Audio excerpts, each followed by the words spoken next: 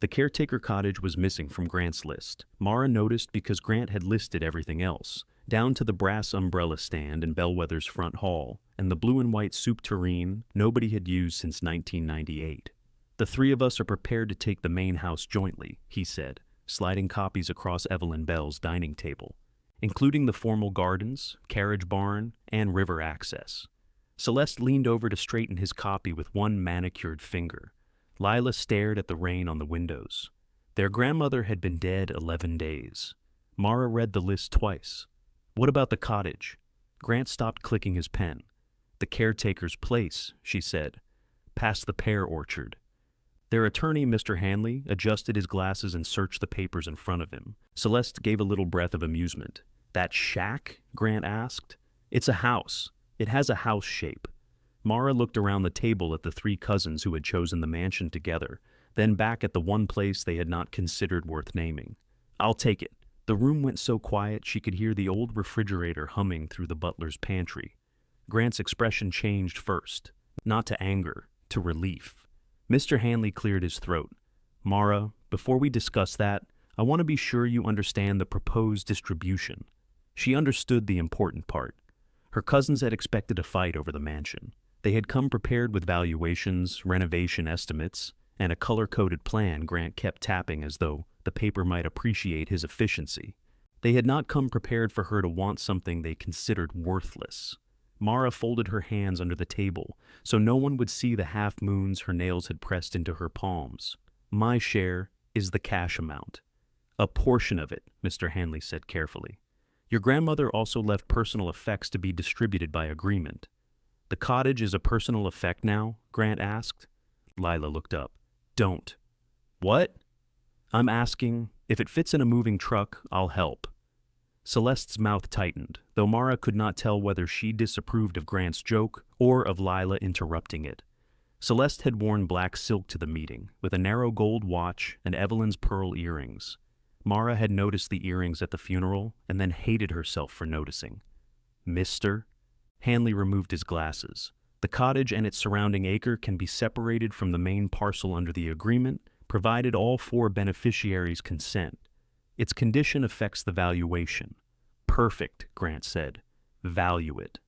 "Grant," Lila said again. He spread his hands. "She wants it. We don't. This is the first easy thing that's happened all week." Mara nearly laughed. Grant had arrived in a silver SUV with heated seats. The difficult thing that had happened to him that week was discovering the espresso machine needed descaling. Mr. Hanley turned to her. He had known Evelyn for 30 years and had the exhausted patience of a man who had watched 3 generations fight over objects none of them had dusted. "If the cottage is worth more than the portion assigned to you, the difference would be deducted from your cash distribution. If it's worth less, the balance remains yours. You should have it inspected." "I know what's wrong with it." Grant's eyebrows rose. "All of it? The roof over the back room, the porch piers, 2 windows, the kitchen drain freezes when it gets cold. Amos shut off the water after he moved out." Celeste tilted her head. "You've been inside?" "I helped him there." "Of course you did," Grant said. 3 words, lightly spoken. They landed with the familiar accuracy of a finger finding a bruise. Mara had helped everywhere. She had driven Evelyn to cardiology appointments and slept on the chaise outside her bedroom after the first bad fall. She had labeled freezer containers, changed light bulbs, washed compression socks, and learned how to coax the boiler back to life by striking one particular pipe with the rubber handle of a screwdriver. Grant said it as if helpfulness were a mildly embarrassing hobby. "Of course you did." Mara looked at Mr. Hanley. "Have it inspected." Celeste leaned toward Grant. They whispered for less than 10 seconds before he nodded. "We consent," Celeste said. "Assuming this doesn't delay transfer of the main property." "It shouldn't." "Then good." She reached for her leather folder. "Mara gets something she knows how to manage, and we can move forward." Lila flinched. Celeste seemed not to notice. Mara did. She noticed everything in that room: the water ring under Grant's glass, the snag in Mr. Hanley's cuff, the empty place on the wall where Evelyn's watercolor of the orchard had hung. She wondered which cousin had removed it, and whether they had done so before or after the funeral. She also noticed what no one said. Evelyn had left the 3 of them the choice of Bellwether. She had left Mara enough money to pay most of her father's remaining medical bills. For 3 years, Evelyn had held Mara's wrist whenever a needle frightened her. She had called Mara at 2 in the morning because the wind sounded wrong. She had told every nurse who entered the room, "This is my granddaughter. She knows." Now Mara sat at Evelyn's table, trying to understand why being the one who knew had not made her the one Evelyn trusted with anything worth keeping. Mr. Hanley began discussing deadlines. Grant asked about insurance. Celeste asked whether events could be booked before the transfer was final. Lila said nothing.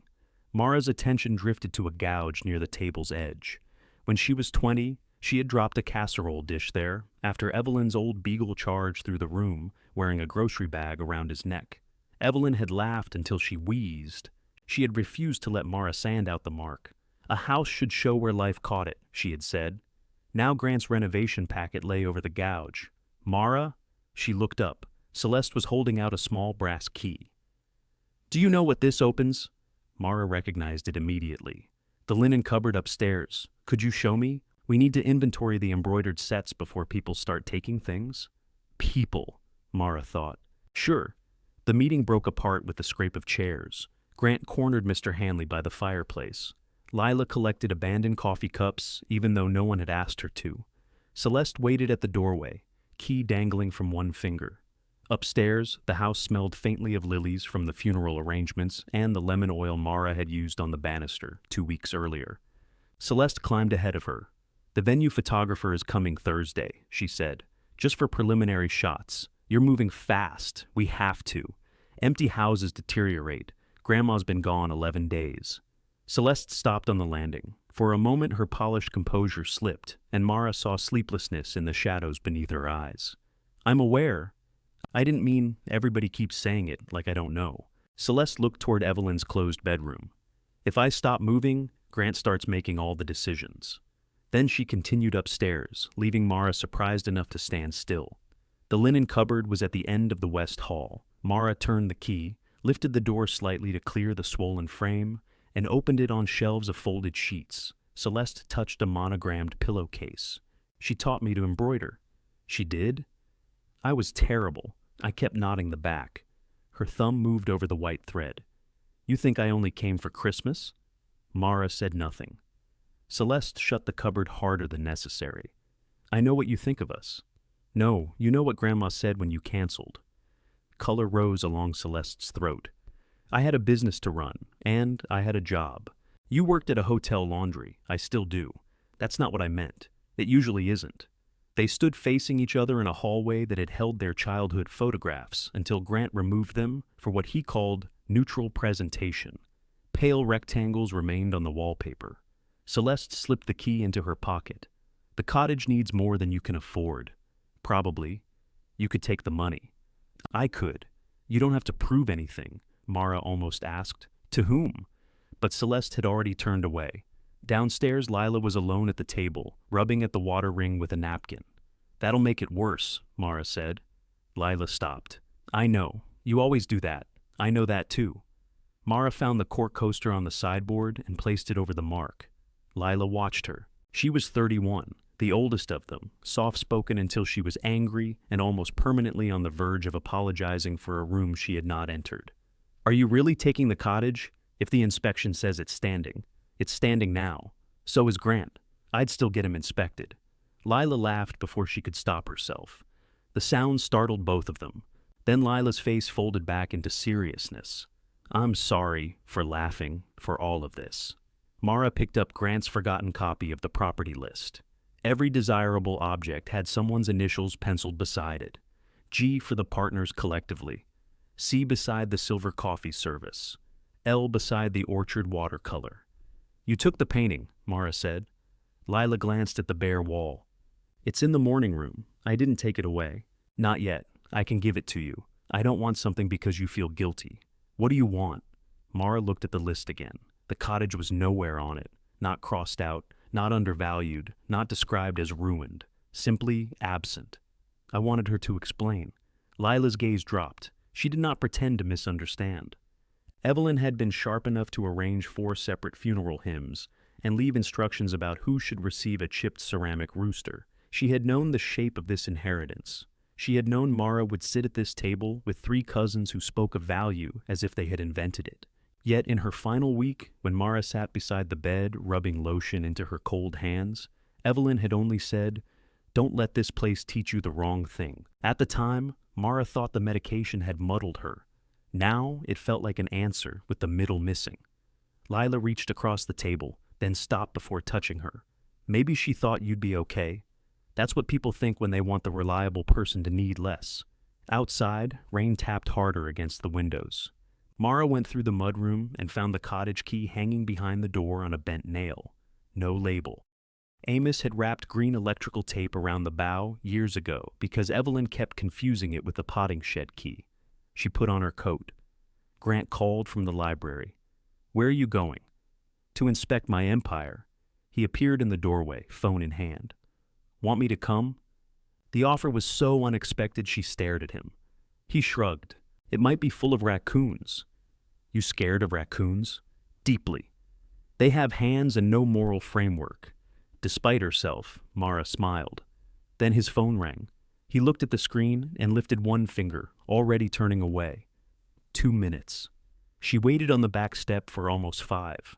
Through the window, she could see him pacing beside Evelyn's desk, talking with the brisk energy he reserved for people he considered consequential.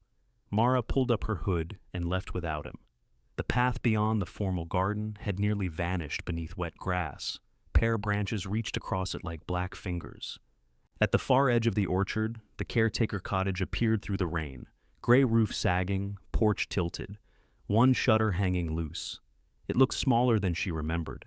She climbed the steps carefully. The third board gave a damp groan under her boot. Green tape pressed into her palm as she turned the key. The door opened 2 inches and struck something solid. Mara leaned her shoulder against it until a swollen cardboard box slid across the floor. The smell came first: cold ashes, mouse droppings, old wood, and the mineral damp of an unheated house. "Home, sweet home," she whispered. Rain ticked against the metal gutter. Somewhere inside the wall, something scratched twice and went still.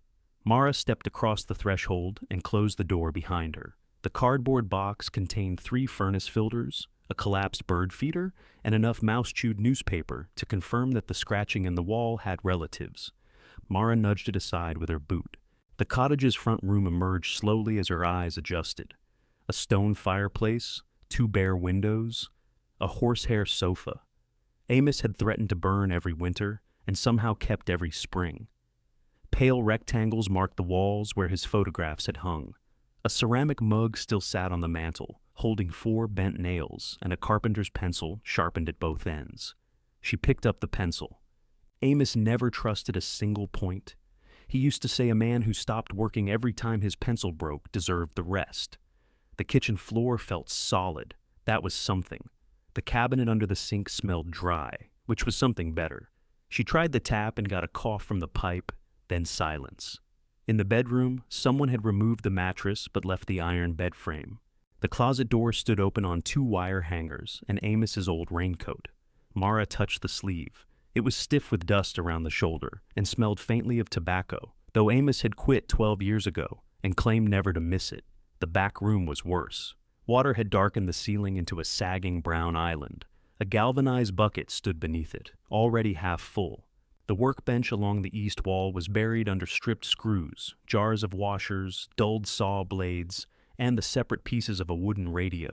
Wind pressed rain through a cracked pane and sent it in a fine spray over the boards.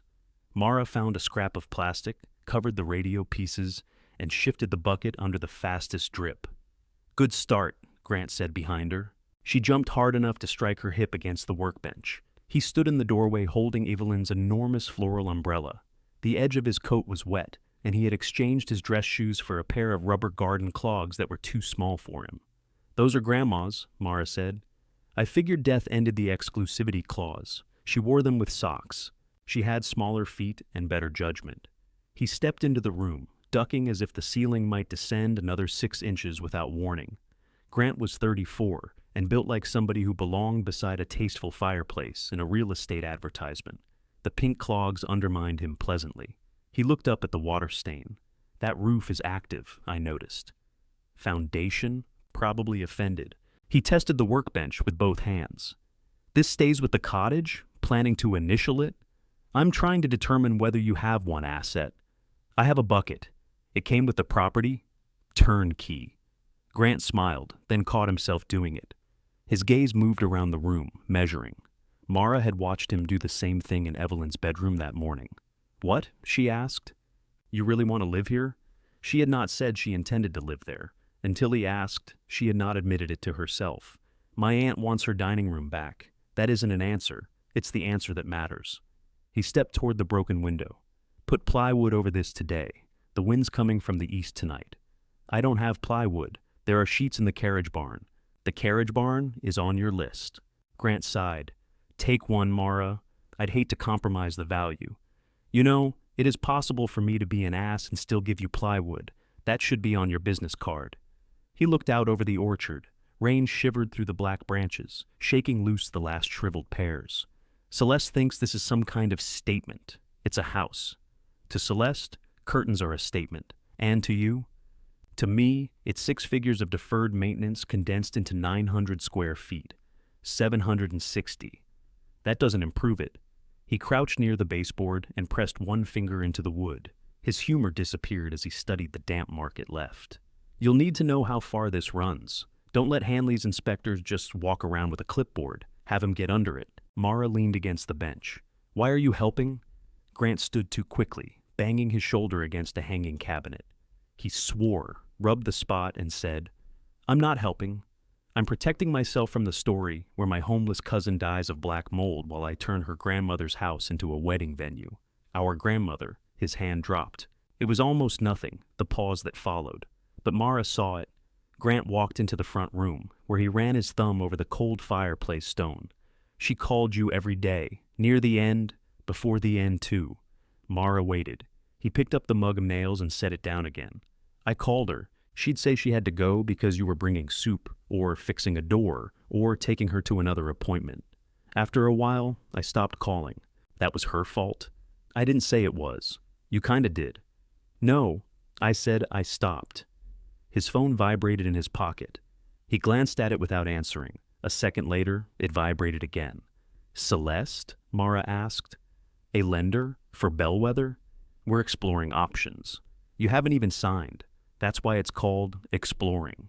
He took the call on the porch. His voice altered at once, losing its edges and gaining professional warmth. Mara watched him pace in Evelyn's pink clogs, one hand cupped over his free ear. By the time they reached the carriage barn, he had forgotten about the plywood. Mara had not.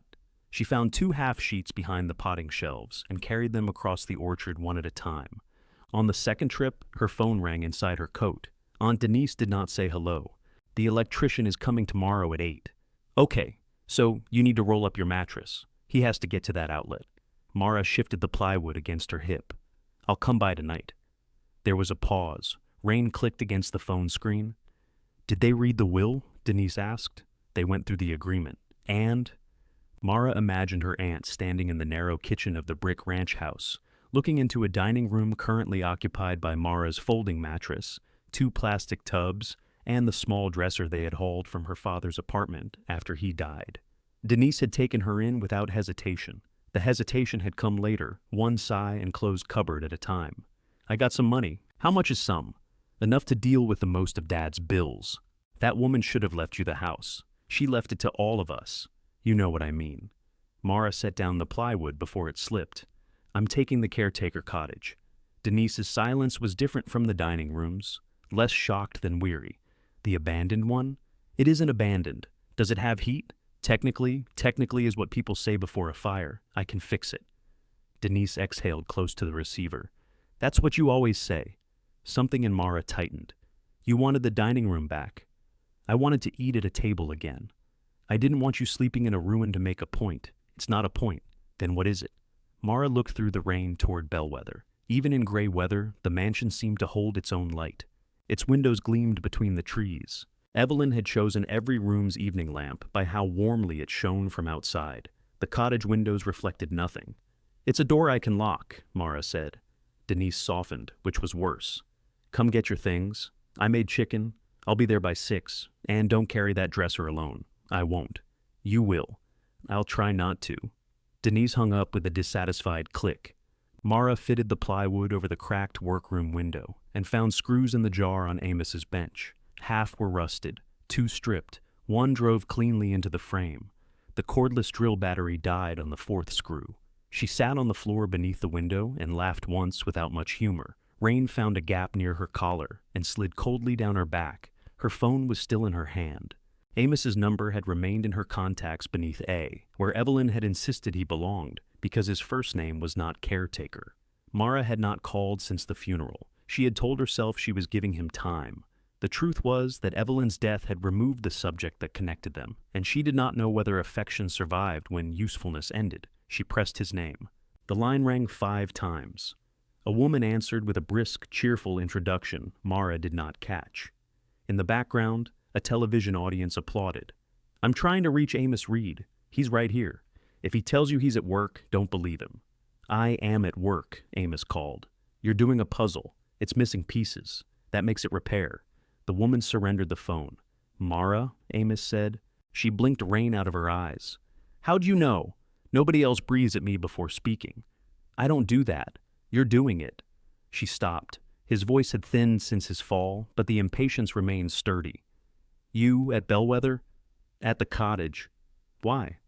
"I took it." The television applause stopped, or someone lowered the volume. For several seconds, Amos said nothing. "The family agreement," Mara continued. "Grant and Celeste and Lila are taking the main house. The cottage wasn't on their list, so I asked for it." "You took it?" he repeated, "pending inspection." "Roof still bad over the workroom?" "Very." "Back gutter pulling loose?" "Yes." "Porch? Crooked? West side?" "I think all sides have formed a coalition." "Don't step near the west rail. Posts rotten below the dirt." "Looks better than it is." Mara glanced through the front room. Grant leaned on it. That boy always did trust appearances. He didn't fall. Shame. Might have learned something. She smiled despite the ache rising behind her ribs. "The water's off. Valves in the box behind the kitchen steps. Don't open it till you check the drain trap. Froze the last winter I was there. You could have told someone. I told Evelyn. She said she knew a girl who could fix it." Mara closed her eyes. Amos seemed to hear the silence. His next words came rougher. "You eaten?" Denise made chicken. "That means no. I'm getting it later." "You moving in?" "Maybe." "You're a poor liar, Mara Bell." "I'm an excellent liar. I just don't practice on you." From his end came the soft clatter of puzzle pieces. "My tools still there?" "Some." "Workbench?" "Yes." "Radio?" "In pieces." It was in pieces when it worked. She looked at the plastic covering the wooden case. "I thought Lorna gave you that?" "She did. His wife had been gone 6 years. After the funeral, Amos spent an entire winter dismantling her radio, cleaning each contact and polishing the cabinet, then left it unfinished when spring came. "I'll keep it dry," Mara said. "Keep yourself dry. Radios had a life." Before they hung up, Amos made her promise to photograph the chimney cap, the kitchen drain, and the porch posts. He dictated the name of a roofer who owed him a favor from 2009 and would almost certainly deny it. When the call ended, the cottage no longer felt empty. It felt paused. Mara returned to Bellwether for the drill charger. Voices carried from the dining room before she reached the mudroom. "We cannot let sentiment complicate the schedule," Celeste was saying. "It's her decision," Lila replied. "It becomes our problem when she realizes she can't manage it," Grant said. "She'll manage it." The certainty in his voice stopped Mara outside the door. Celeste gave a short laugh. "Based on what?" "Based on the fact that she's been managing all of us for years, and we've been calling it something else." No one spoke. Mara backed away before the floorboard could betray her. She found the charger on the pantry shelf beneath a flashlight and Evelyn's gardening gloves. The gloves were cracked at the fingers, dirt still pressed into the seams. Mara left them where they were. At Denise's house, the chicken waited under foil beside a box of mismatched dishes. Denise had packed before Mara arrived. She complained about the cottage through the entire loading process, then slipped 2 space heaters into Mara's trunk and denied owning them. They wrestled the dresser into the back seat together. "You promised not to carry it alone," Denise said, breathless. "I didn't. You promised to try. I tried to find someone." "Liar." This time Mara was. Darkness had fallen by the time she returned. The rain had weakened to a mist. She carried the mattress inside, then the dishes, then the chicken. The dresser could wait until daylight. The cottage had no power. Mara stood in the front room, with her phone flashlight under her chin, and found the breaker panel. 3 switches had been marked in Amos's blocky handwriting. One had been marked, maybe. She flipped the main. A bulb in the kitchen flickered, buzzed, and came alive. Through the wet front window, she could see the mansion across the orchard. Lamps glowed in the library, the upper hall, and Evelyn's bedroom. Bellwether looked warm enough to hold everyone it had ever known.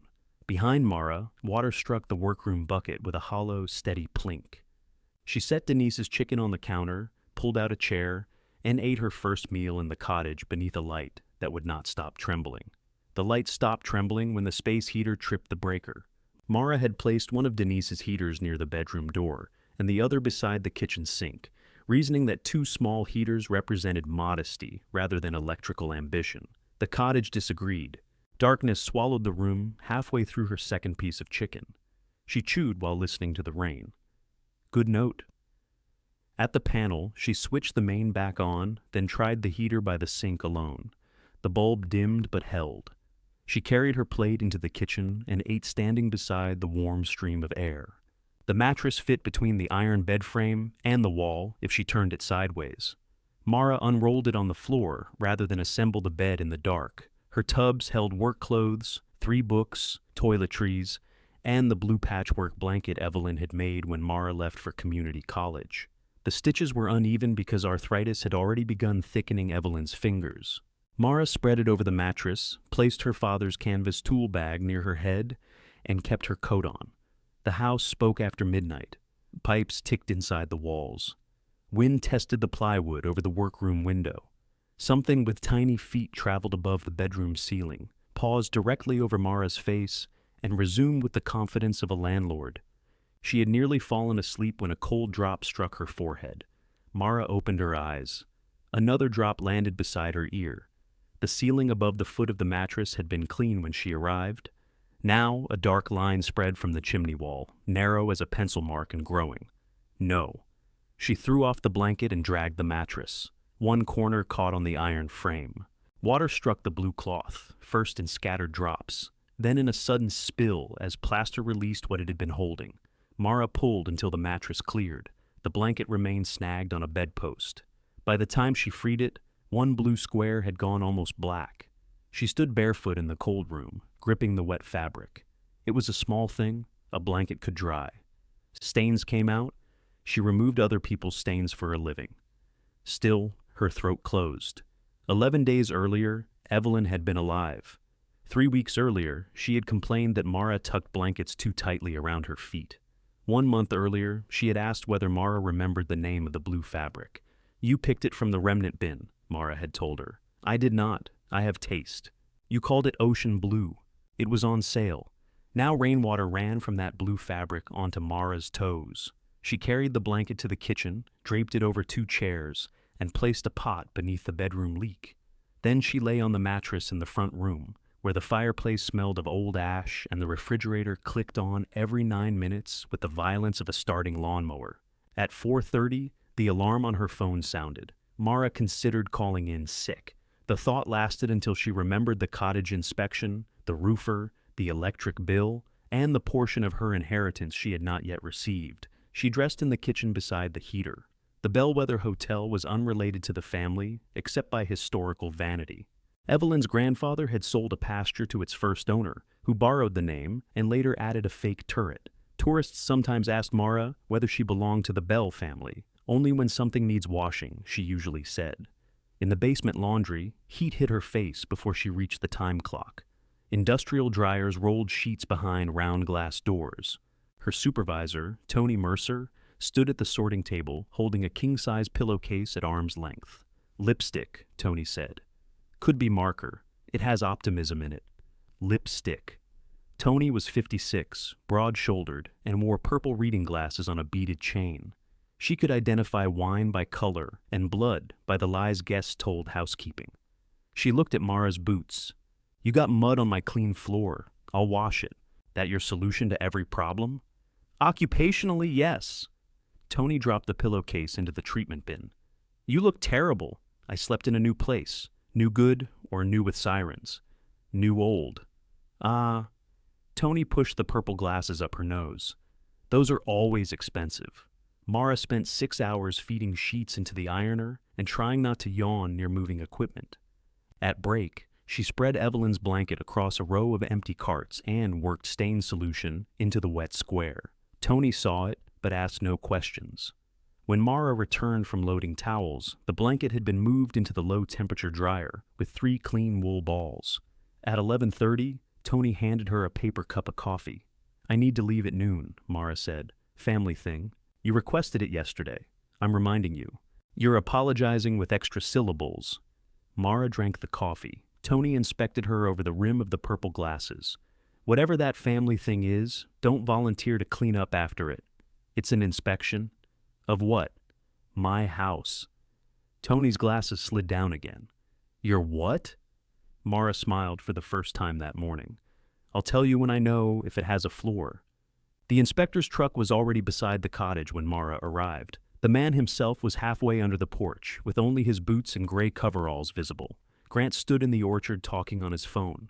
Lila sat on the cottage steps with a steel thermos between her boots. Celeste was nowhere in sight. You came, Mara said. Lila held out the thermos. Coffee. I've had some. This has sugar. Mara accepted it. The inspector backed out, brushing dirt from his elbows. He introduced himself as Cal Boone and shook Mara's hand without pretending he had not been lying in mud. He was in his 60s with a white mustache and the patient expression of a man accustomed to delivering expensive sentences. Mr. Hanley asked for condition and valuation, he said. You the proposed owner? Yes. You familiar with the place? Some. Then you know it needs work. I know the roof leaks. The roof has moved past leaking. It's communicating. Grant ended his call and joined them. What's it saying? Bring money. Cal led Mara around the outside. He showed her the failed mortar at the chimney, the softened sill under the workroom window, and the west porch post, rotted below the soil, exactly as Amos had warned. The foundation was old stone, but mostly sound. The roof over the front room had several years left if repaired soon. The back section needed replacement. Furnace? Mara asked. Wouldn't run it until it's serviced. Flue's questionable. Electrical? Cal looked toward the kitchen lights still burning at midday. How attached are you to simultaneous appliances? Emotionally? Practically? One heater has already established dominance. He almost smiled. Panel isn't dangerous from what I can see, just limited. You'll learn what not to combine. Lila followed with the thermos while Grant took photographs. Under the cottage, Cal found damp soil but no standing water. In the attic, evidence of mice, but not termites. The bathroom fixtures were ugly and functional. The kitchen drain trap had split where it froze, which Mara had expected. She made a list in the small notebook she used at work. Roof, chimney, drain, furnace, porch, window, gutters. Each word represented money she did not have. Cal took measurements in the workroom. Bench staying? Yes. Good bench. It belonged to Amos. He built it? I think Evelyn's father did. Amos replaced the top. Cal ran a palm over the scarred boards. Things last longer when people stop insisting they stay original. Lila looked at Mara, but Mara kept writing. A car horn sounded from the orchard. Celeste's black sedan came down the service lane, followed by a white van marked Heart Hollow Photography. Celeste got out before the engine stopped. Grant, the front drive is blocked by the tree crew. What tree crew? The one removing the dead maple. You hired them before the insurance inspection? I scheduled them. There's a difference. Her gaze found Mara. Could we move the inspector's truck behind the cottage? The photographer wants exterior shots from the orchard. Cal continued measuring without acknowledgement. It's his truck, Mara said. I assumed. You asked me. I'm asking whether you could ask him. You just did. Celeste pressed her lips together. Fine. Mr. Boone? Mr. Boone, would you mind moving your truck? I would, Cal said. Celeste blinked. I've got equipment plugged into it. I'll be done in 40 minutes. The photographer climbed out of the van and began studying the sky with professional disappointment. Celeste lowered her voice. This is exactly why we need coordination. Then coordinate with me before people arrive, Mara said. The words surprised her with their steadiness. Celeste looked toward the cottage as if noticing it for the first time, as something capable of obstructing her plans. We also need to discuss the view from the main house. The plywood is visible through the orchard. It's covering a broken window. I understand. Could it be painted? It's been up 18 hours. I'm not criticizing. It has been raining for 16 of them. Grant stepped between them, not physically, but with the weary tone of somebody pulling chairs apart after an argument. Shoot the south lawn first. Boone will be gone by the time you get to the orchard. Celeste turned on him. You told me this morning would be clear, and weather told you otherwise. Take it up with weather. She walked back toward the van, heels sinking into wet ground. Lila watched her go. That went well. It did for weather, Grant said. Cal finished at 2. At his truck, he gave Mara a verbal estimate before the written report. The cottage's value, given its condition and the separated acre, would probably consume more than half her cash share. Immediate repairs to make it safely habitable could take most of what remained. Full restoration would cost considerably more. You handy? He asked. Yes. You have help? Mara glanced at her cousins. Lila was carrying Cal's ladder from the workroom. Grant had returned to his phone. Celeste stood near the orchard gesturing at the photographer to frame the mansion without the cottage. Some, Mara said. Cal did not challenge the answer. Prioritize water. A house forgives ugly longer than wet. After he left, Grant studied Mara's list. You can still change your mind. Hanley told you to say that? No. Hanley told me not to influence you. And here you are. I'm influenced by roofs. Lila set the ladder down. You could take the cash and rent somewhere. For how long? A while. Then what? Lila had no answer. Grant folded the list once and returned it. You'll put every dollar into this place. Not every dollar, most. Dad's bills first. His face shifted. Those don't have to be paid immediately. They've waited long enough. He's not waiting. Mara went still. Grant looked away toward the mansion. That came out wrong? No, it came out exactly. Lila said his name quietly. He shoved his phone into his coat pocket. I'm trying to tell you that dead people don't need you to keep sacrificing for them. Mara looked at the cottage, the patched window, sagging gutter, porch post, hiding its rot beneath the ground. And I'm trying to tell you, she said, I'm not doing this for dead people. Celeste called Grant from the south lawn. He hesitated, then went. Lila stayed. Are you sure? No, that's not reassuring. It's the truth. Mara climbed the porch steps, avoiding the west rail. Inside, the blanket had finished drying and lay folded on the horsehair sofa. Tony must have packed it into Mara's car before she left. The stained blue square had faded but not disappeared. Lila touched the edge. Grandma made that, mostly. I fixed the places she skipped. She skipped places? On purpose, according to her. Lila smiled, then looked toward the workroom. What do you need first? Mara almost said nothing. The word rose automatically, polished by years of use. Instead, she handed Lila the other end of the ladder. Hold this steady, she said. I need pictures of the chimney. Lila planted both feet on the bottom rung, as though Mara intended to climb into bad weather and never return. I am holding it, she said. You're strangling it. Is there a difference at this height? Mara was 6 feet off the ground. She raised her phone above the gutter and photographed the chimney flashing. Mortar had fallen from one corner, leaving a dark seam where rain could enter. The metal cap leaned toward the orchard. Got it. Come down. I need the backside. Mara. What? I'm not good with ladders. You're not on it. I'm also not good with other people on ladders. Mara shifted her weight, and Lila made a noise through her teeth. You used to jump off the carriage barn loft, Mara said. I used to believe my knees were permanent. The ladder trembled under Lila's grip. Mara took the final picture and climbed down. Lila released it only when Mara's boots touched the ground. You could have hired someone. With all my imaginary money, I would have paid.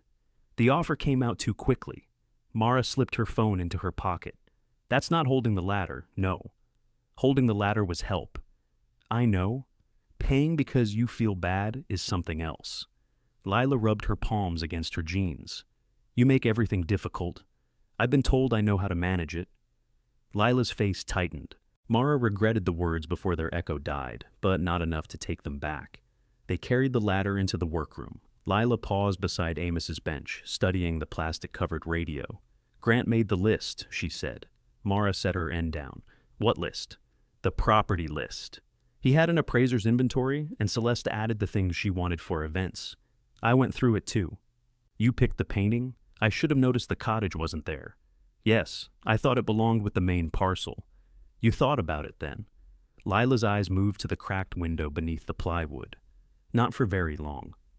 Outside, the photographer called for Celeste to move closer to the mansion. Lila folded the ladder with unnecessary care. I'm sorry, she said. Mara touched the edge of the workbench.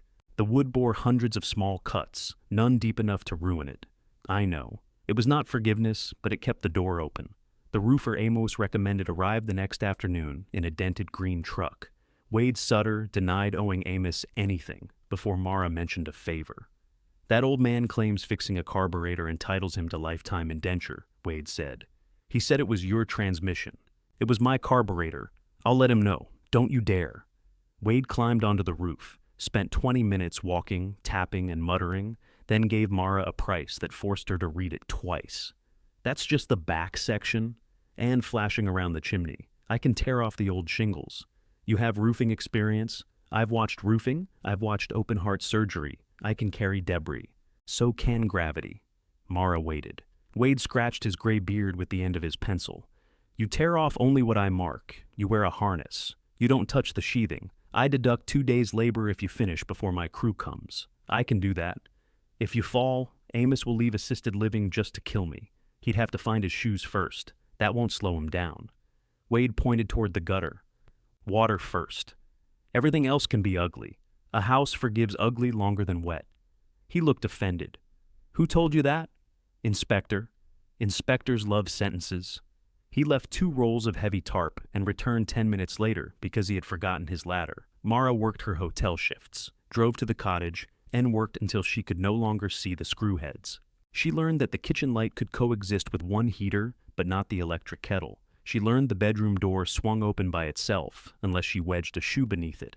She learned mice preferred peanut butter, and could remove it from a trap without moral consequence. On the 3rd morning, Mr. Hanley called during her break. The valuation came in where Mr. Boone expected, he said. I've sent the amended distribution for everyone's review. Did they agree? Grant and Celeste have. Lila asked whether you'd been advised of the repair cost. I have. You're entitled to more time. Mara watched a fitted sheet twist itself around the ironer belt.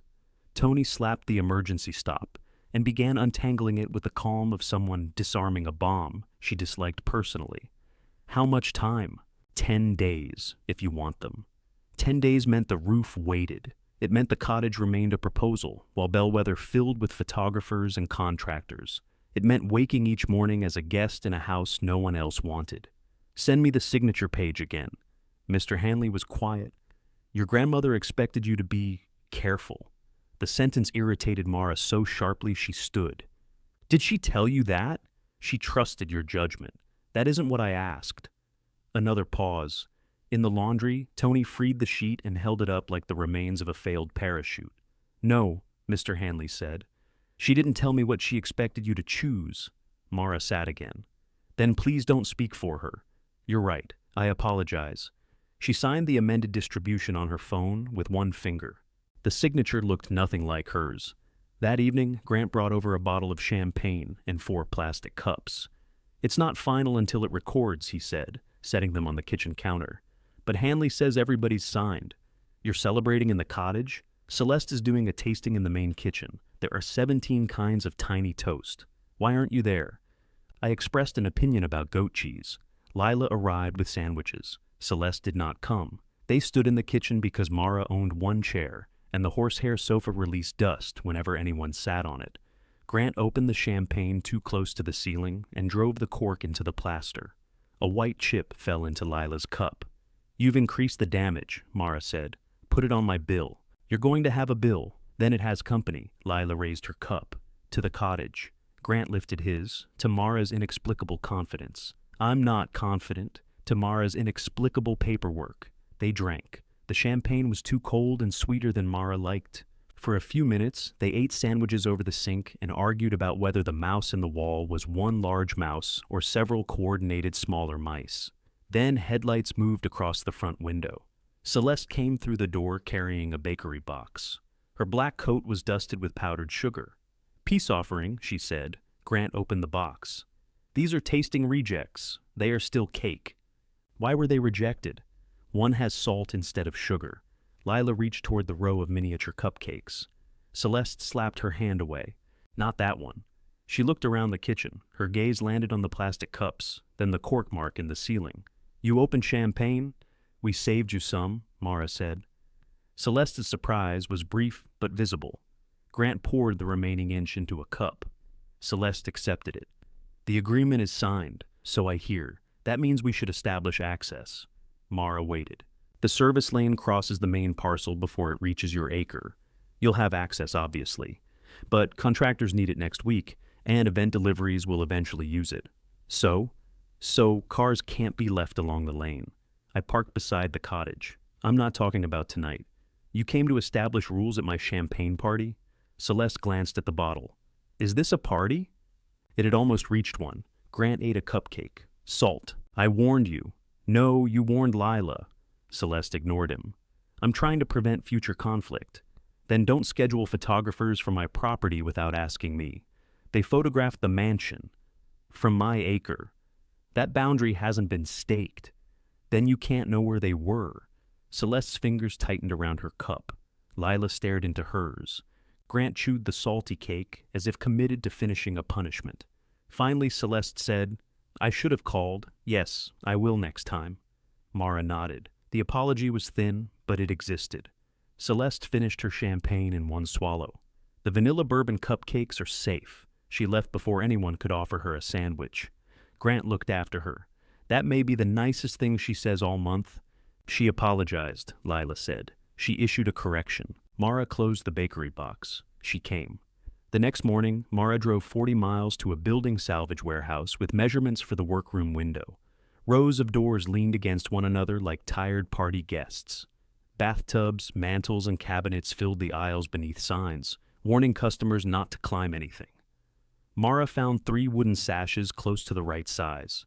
The cheapest had a cracked pane, the best cost more than the kitchen drain repair. She was measuring the middle one when a woman at the next rack said, "That frame's twisted." Mara glanced over. The woman was in her 50s with silver threaded through dark curls and a tape measure clipped to her belt. She wore a faded red coat over work clothes and was attempting to balance 2 carved chair backs under one arm. "It looks square," Mara said. "So did my husband in his driver's license picture." Mara measured the diagonals. They differed by nearly half an inch. "Twisted," she admitted. The woman nodded toward the expensive sash. "That one's good. That one has opinions about my budget. Old windows always do." She shifted the chair backs and one slid free. Mara caught it before it hit the concrete. "Thank you," the woman said. "I'm Ruth Alvarez, Mara Bell." Ruth studied her face. "Bellwether Bell?" "Unfortunately. Your grandmother paid me to recover a set of dining chairs about 15 years ago. Made me do the torn one first because it was the only one anybody liked sitting in. That sounds like her." Ruth looked at Mara's measurements. "What are you fixing?" "The Caretaker Cottage." Amusement warmed her expression. "That little place in the orchard? You know it? I drank terrible coffee there with Amos Reed, while he argued that horsehair upholstery was superior to foam. There's a horsehair sofa in the front room, brown stripe, arms like a courthouse bench. Yes. I recovered that monstrosity." Mara looked at the chair backs under Ruth's arm. "Still doing upholstery?" Trying to decide. The answer carried weight Ruth did not explain. She nodded toward the good sash. "I have 2 windows that size in my husband's workshop. We replaced them before he got sick. They've been leaning against a wall ever since." "How much?" "Come look first. I'm not taking them for free. I didn't offer them for free." Ruth's tone was sharp enough to please her. An hour later, Mara followed Ruth's truck to a brick house with a detached workshop. The windows were nearly exact. Ruth wanted the horsehair sofa in exchange.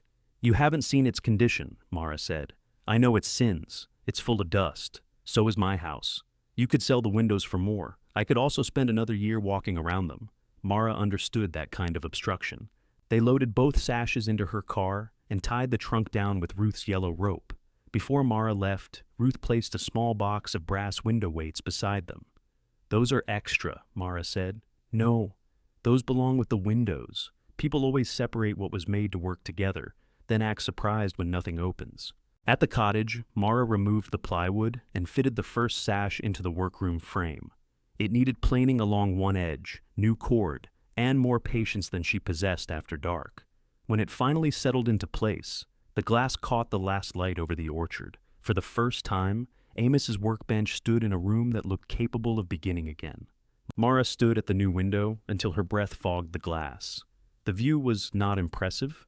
A bramble mound covered what had once been a path. The pear trees beyond it were black, twisted, and unevenly spaced. Bellwether's pale columns showed through the branches in pieces. Still, the sash opened.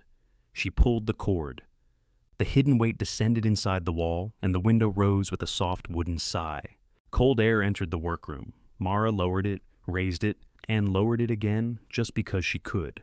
Her phone rang. "You send pictures?" Amos asked. "I sent 12. I received 3. That sounds like a problem at your end. My end has a roof." She smiled and resent the chimney photographs one at a time. He rejected the first 2 as useless, enlarged the third until he accidentally activated something that made his voice echo, then concluded Wade's plan was adequate. "High praise," Mara said. "He's still overcharging you. He took off 2 days' labor. Should take off 3. Do you want him to fix the roof or apologize for surviving your carburetor repair?" "Transmission. He says carburetor. Man's a liar." Mara leaned against the workbench. "Ruth Alvarez says hello." Amos went quiet. "You know Ruth?" "Course I know Ruth. She's still working?" "She said she's trying to decide. Gabriel died last spring."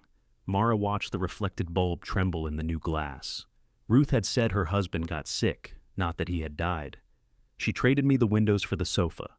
Then you overpaid." She recovered it. Didn't improve it. A knock sounded at the front door, followed by Ruth's voice. "If you've changed your mind, I'll take the windows back and leave the rope." Mara told Amos she would call later. Ruth had arrived in an old cargo van with Alvarez upholstery faintly visible beneath a rectangle of gray primer. She brought furniture dollies, moving blankets, and the opinion that the sofa had gained weight. "It feeds at night," Mara said. "Horsehair absorbs resentment." They turned it sideways, removed the front door from its hinges, and still wedged the left arm against the frame. Ruth pushed from outside, while Mara pulled. "This came in somehow," Mara said. "Houses shrink. Is that professional knowledge? It's widow knowledge. After somebody dies, every room gets smaller." The sofa lurched free so abruptly Mara landed on the floor beneath it.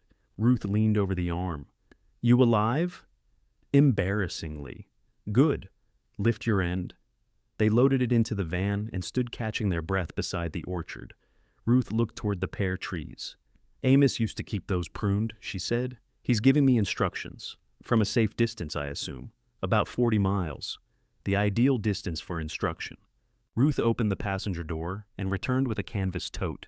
Inside were rolls of window cord, upholstery webbing, brass tacks, and fabric remnants in muted green, gold, and blue. "The windows didn't come with fabric," Mara said. "My shop did." "I don't need upholstery. You have one chair. I've been counting it as a design choice." Ruth pulled out a square of green wool. "For the seat. Unless you enjoy splinters." Mara took the fabric. "How much?" "Next time I ask you to carry something, don't let it pin you to the floor. That seems beneficial to both of us. I believe in fair trades." Ruth closed the van door. Through the windshield, the horsehair sofa occupied nearly everything behind the seats. "What will you do with it?" Mara asked. "Take it apart. That feels vindictive. Restoration often does in the middle." Wade arrived Saturday at 7 in the morning, with 2 workers, bundles of shingles, and 4 harnesses. The rain had cleared, leaving the roof slick with frost. Mara wore 2 pairs of socks and an old canvas jacket of her father's. Wade inspected her boots, made her demonstrate the harness buckle, and assigned her the shallowest section. "You remove what I chalk," he said. "Nothing else." "I remember." "You fall, you're fired before you hit the ground. Efficient." Lila arrived with coffee and sausage biscuits. Grant arrived 10 minutes later in expensive hiking boots that had never encountered a trail. "I heard there was free breakfast," he said. Mara looked at the pry bar in his hand. What's that? An implement. You know which end to hold? The end without tetanus. He climbed onto the roof before Wade could stop him, stepped on the frosted edge, and slid directly into the gutter. His harness line caught. He lay flat, gripping a bundle of shingles. Wade looked at Mara. Relative? Unfortunately. Grant raised one hand. I'm fine. Shame, Wade said. Might have learned something. From the ground, Lila laughed so hard she had to put down the coffee tray. They worked as the sun rose over the orchard. Old shingles came away in brittle layers, exposing dark felt and boards beneath. Most of the sheathing was sound. The corner over the back room crumbled under Wade's probe, but the damage was smaller than the ceiling stain had suggested. Good news, Mara said. Smaller bad news, Wade corrected. Grant proved more useful than expected. He carried debris to the trailer, learned to hook his line before moving, and stopped checking his phone after Wade threatened to nail it under the new flashing. At 10, 2 white vans came down the service lane. Celeste parked behind them and walked into the orchard wearing a camel coat and an expression that reached the roof before she did. What is happening? Grant waved. Roof. I can see that. Then why ask? Celeste looked at Mara. I told you we had a vendor walk through today. You told me contractors would need the lane. We discussed access. You discussed it. I listened. Wade drove a roofing nail with 3 loud strikes. Celeste waited until the echo stopped. Could you pause for an hour? No, Wade said. She ignored him. Mara. We have clear weather until 4. The vendors are here now. And the roof is open now. Celeste glanced toward the mansion, where 3 adults with clipboards had emerged from the vans. I need them to hear me. Wade fired the pneumatic nailer. Celeste flinched. Mara climbed down the ladder. Her arms already shook from pulling shingles, and sweat had dampened the hair under her knit cap. Take them inside, she said. Show them the rooms first. We'll be closing the back section in an hour. You could stop. If the roof stays open and it rains, I pay for more damage. It isn't going to rain. You willing to pay if it does? Celeste's face hardened. You know that isn't reasonable.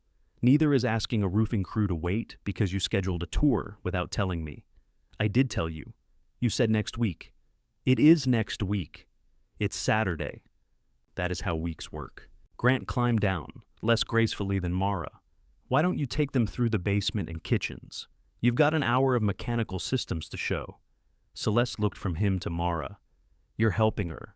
Heard there were biscuits. Grant, she needs a roof. And we need a functioning business. We don't have a business yet. The clipboard holders had stopped pretending not to listen. Celeste lowered her voice. That's what I'm trying to build.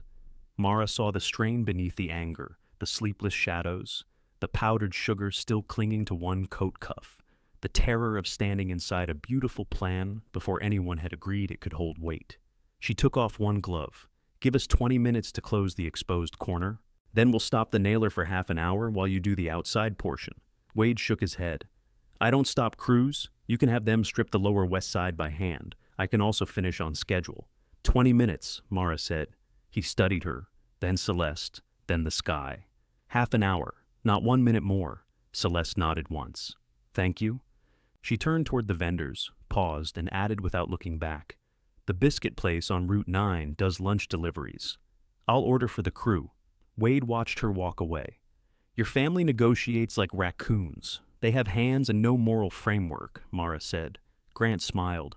The pause lasted 38 minutes because one vendor kept asking about delivery access. Wade complained through all 38 and ate 2 of the sandwiches Celeste sent. By late afternoon, new shingles covered the back section in straight charcoal rows. The chimney flashing sat tight. Wade poured a bucket of water over the repair while Mara watched from the workroom. Nothing came through. She stared at the dry ceiling until Wade rapped on the glass. Water first, he called. Mara opened the new sash. Still ugly. Plenty of time for that. After the crew left, Grant and Lila sat on the cottage steps with Mara. They were too tired to talk much. Celeste's vendors had gone, leaving tire tracks in the service lane and a tray of untouched sandwiches in Bellwether's kitchen. Lila rested her head against the porch post, then remembered the rot and jerked upright.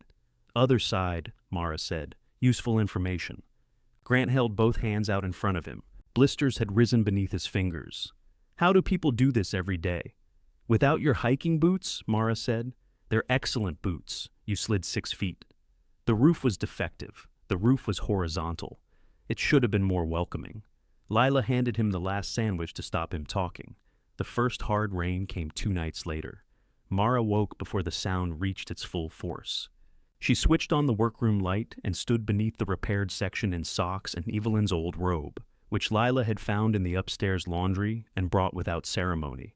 Rain hammered the shingles. The ceiling stayed dry. Mara moved the bucket away from the workbench. The boards beneath it were stained but no longer wet. She placed Amos's radio pieces in a shallow box, sorting knobs from screws, tubes from wires. She did not know how to repair a radio. She only knew that scattered things were easier to lose. At 8 the next morning, Ruth returned in the prime van with a dining chair strapped in back. Its seat had been removed and one side rail hung loose. "I need the joints cleaned and re-glued," she said. "Not screwed, not nailed, properly clamped." Mara ran her thumb over an old repair. "Somebody used construction adhesive. Somebody should be imprisoned. I can do it." "What do you charge?" "For this?" "For your work." Mara named a number based on 2 hours at the hotel. Ruth stared at her. "Absolutely not. It's too much. It's insulting. You asked me. I asked what your work costs, not what your employer gets away with paying you." Ruth named a number nearly twice as high.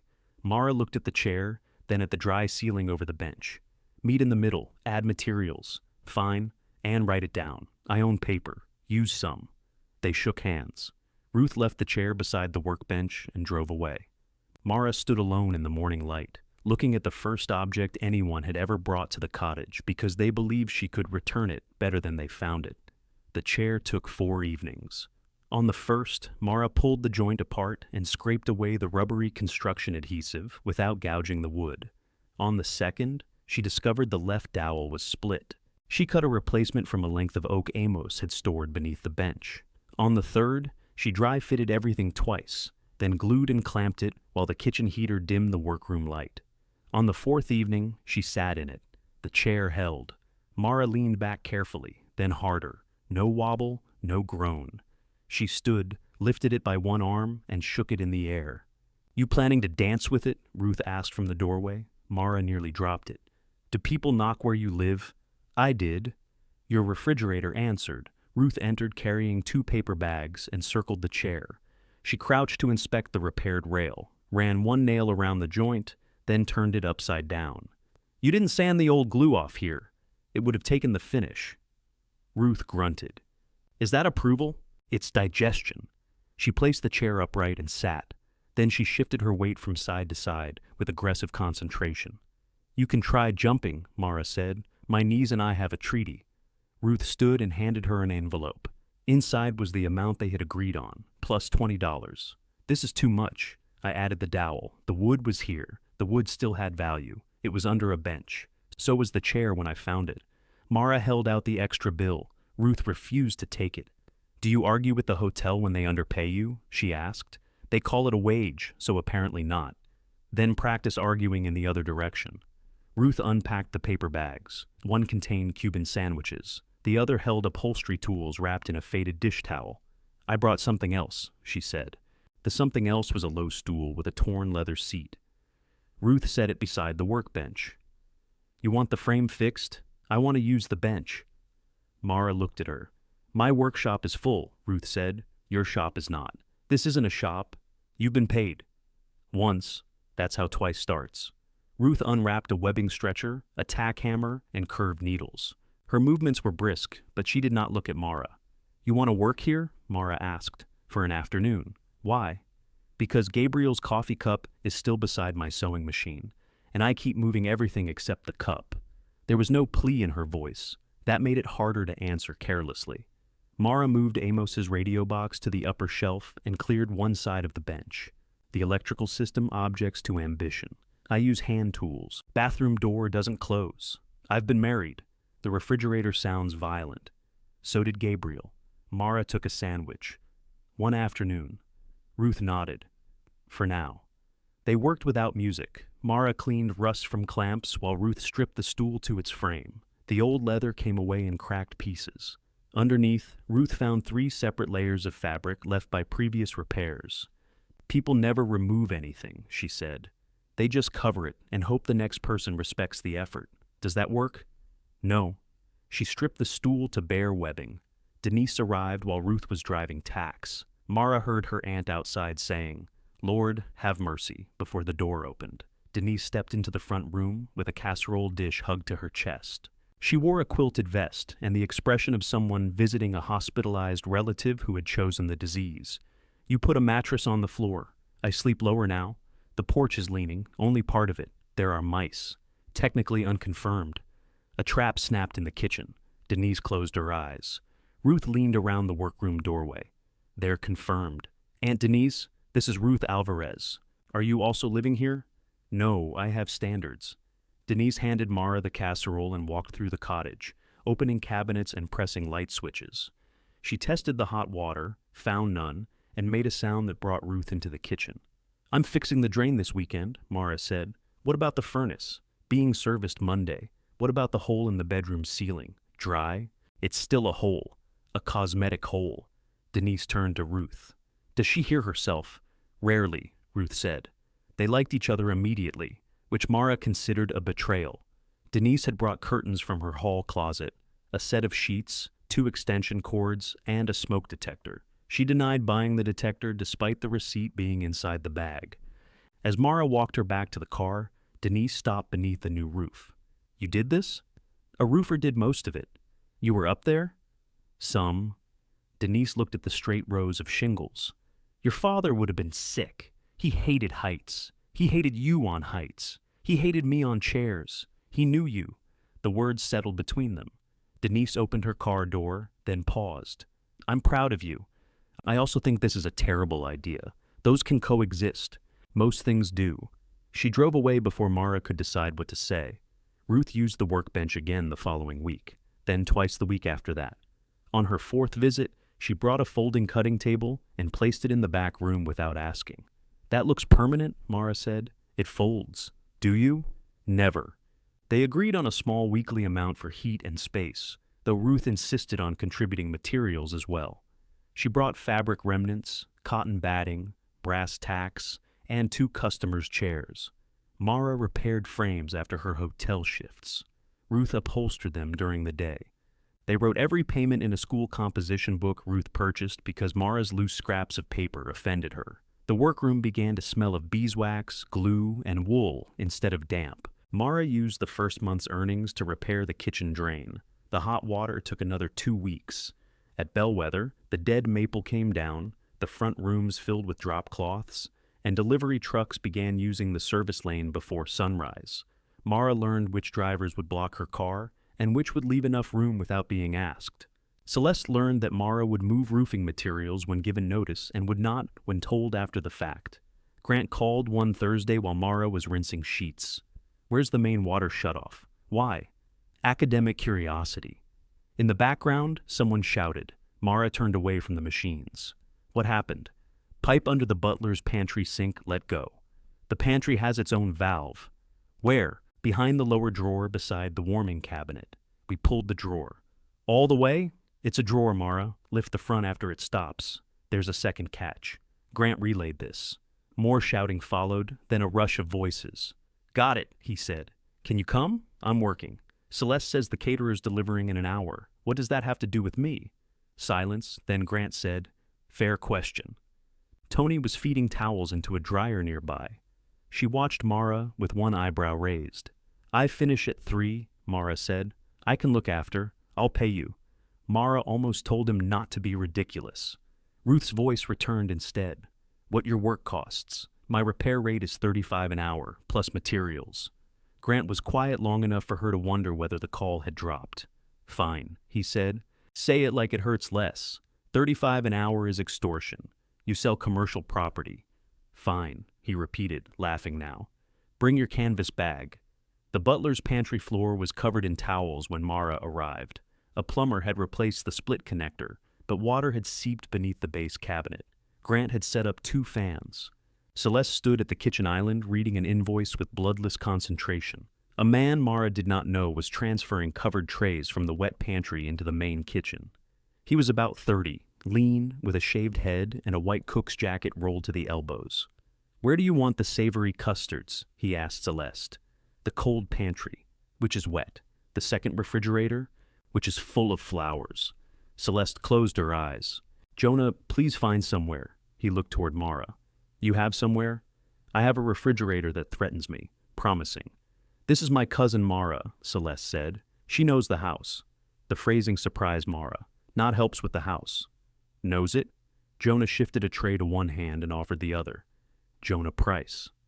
"I know custard. Useful emergency skill. Less often than advertised." Grant appeared with another fan. "Can we save the cabinet?" Mara removed the kick plate. Water had pooled beneath it, trapped against the wood. She unplugged the nearest fan, fetched blocks from the mudroom, and showed Grant how to lift the cabinet edge without cracking the stone countertop. Jonah found room in a refrigerator and returned with a dish towel over his shoulder. "Need another pair of hands?" "Celeste needs you in the ballroom," Grant said. Celeste said, "He can help for 5 minutes." Jonah crouched beside Mara. They slid blocks beneath the base and directed the fans into the gap. "You really know this place," he said. "I know where it hides problems. Same thing usually." He smelled faintly of rosemary and wood smoke. Through the pantry window, the cottage roof was visible beyond the orchard. Jonah followed her glance. "You live out there? Recently? Those pear trees yours?" "The bad half." "There's a good half?" "Amos claims there used to be." Jonah wiped water from his forearm. "Old pears make good butter. These mostly make wasps. Wasps have terrible purchasing habits." Celeste called his name from the ballroom. He stood with a sigh. "My 5 minutes have been repossessed." Mara stayed another hour to remove the wet kick plates and set spacers. When she finished, Grant handed her cash. Celeste saw the exchange. "You're charging us?" Grant looked at her. "I called her away from work. She was already off." "I called her during work." Mara closed her tool bag. "The plumber charged you. The plumber is a contractor. So am I." Celeste's attention moved from Mara to the dry cabinet and back. "Did you bring an invoice?" "No." "Then bring one tomorrow. We need records if we're operating a business." It was not approval. It was also not refusal. As Mara crossed the kitchen, she heard Celeste tell Jonah the tasting had run late and the serving platters still needed washing. "I've been here since 6, he said. "So have I." "You own the company?"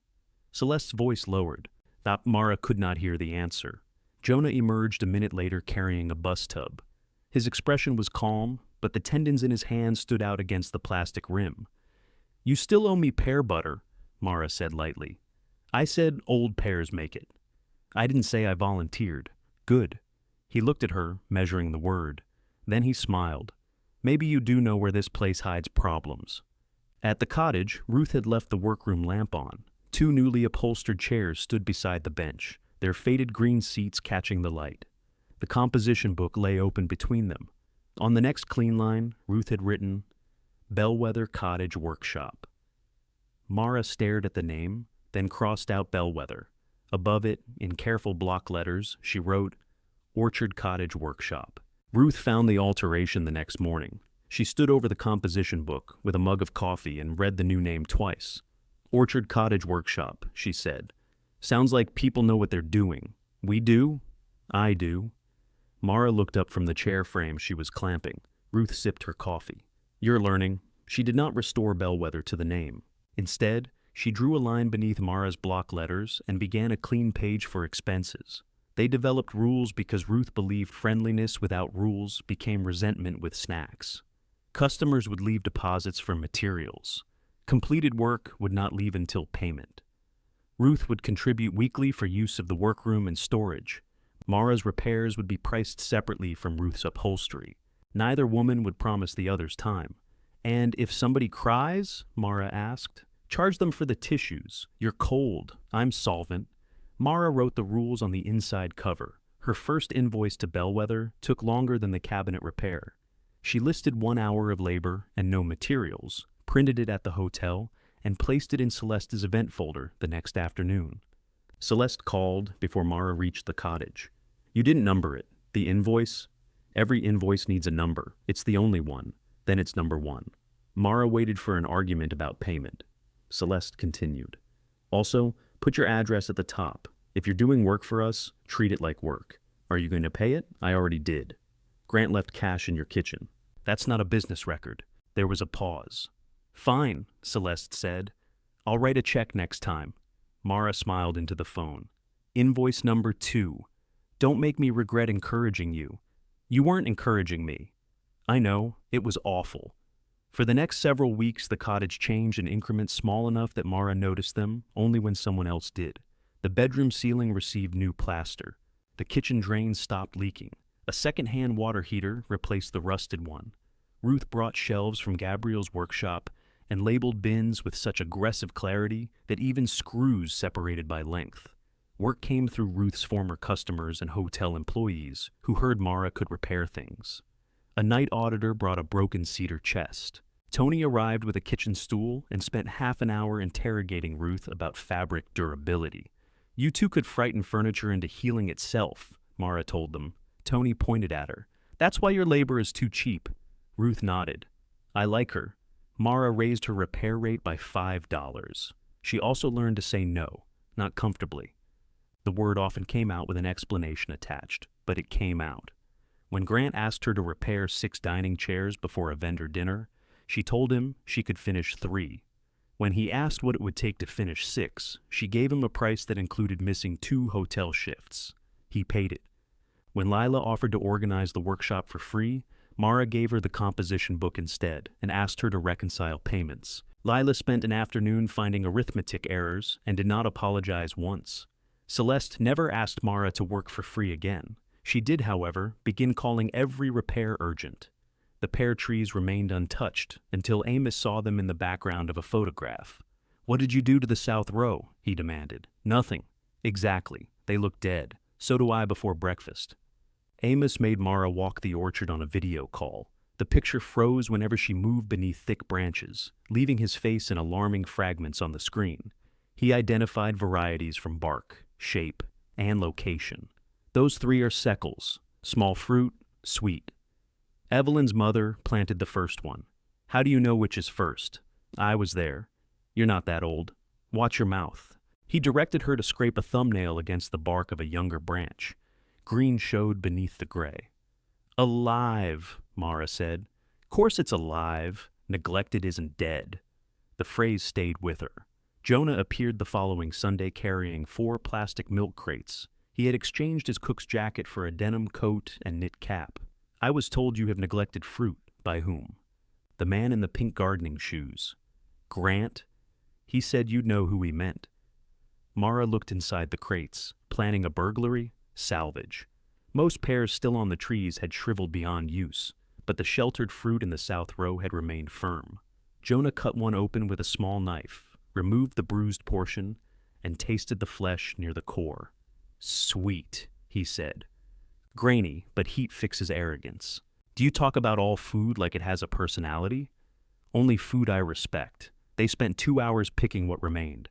Amos supervised by phone from Mara's coat pocket, shouting whenever Jonah twisted instead of lifting. I have harvested fruit before, Jonah called. Then why are you doing it wrong? Amos answered. Jonah looked at Mara. Is he always like this? No. Sometimes he's asleep. They filled 2 crates. Jonah offered to pay by weight. They would have rotted, Mara said. That doesn't make them free. It was Ruth's argument in another voice. Mara named a modest amount. Jonah added $10 and refused to explain why. At the cottage, he washed the pears in the kitchen sink and inspected the pantry. The narrow room had thick shelves, a cool brick floor, and circles left by hundreds of jars. This was built for preserving, he said. I thought it was storage. Storage is where you put things you don't know how to use. This has ventilation. He opened a small wooden vent near the ceiling. Cold air moved through it. Mara had cleaned those shelves without asking why they were deeper at the bottom, or why the window opened inward behind a mesh screen. Evelyn's mother ran the kitchen garden from here, Amos said when Mara called. During the bad years, half the road brought jars to that porch. Later, Evelyn let people use the stove when theirs broke or got shut off. She never told me. You never asked. Mara bristled. I didn't know to ask. Most history disappears that way. Jonah studied the stove. Can I use the kitchen? For what? Test batch. Pear butter. Maybe preserves if there's enough acid. The stove runs. I noticed your enthusiasm. It isn't inspected for commercial food.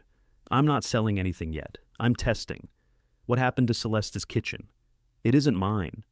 The answer closed something in his face. Mara did not press. They agreed on a small daily rate plus utilities.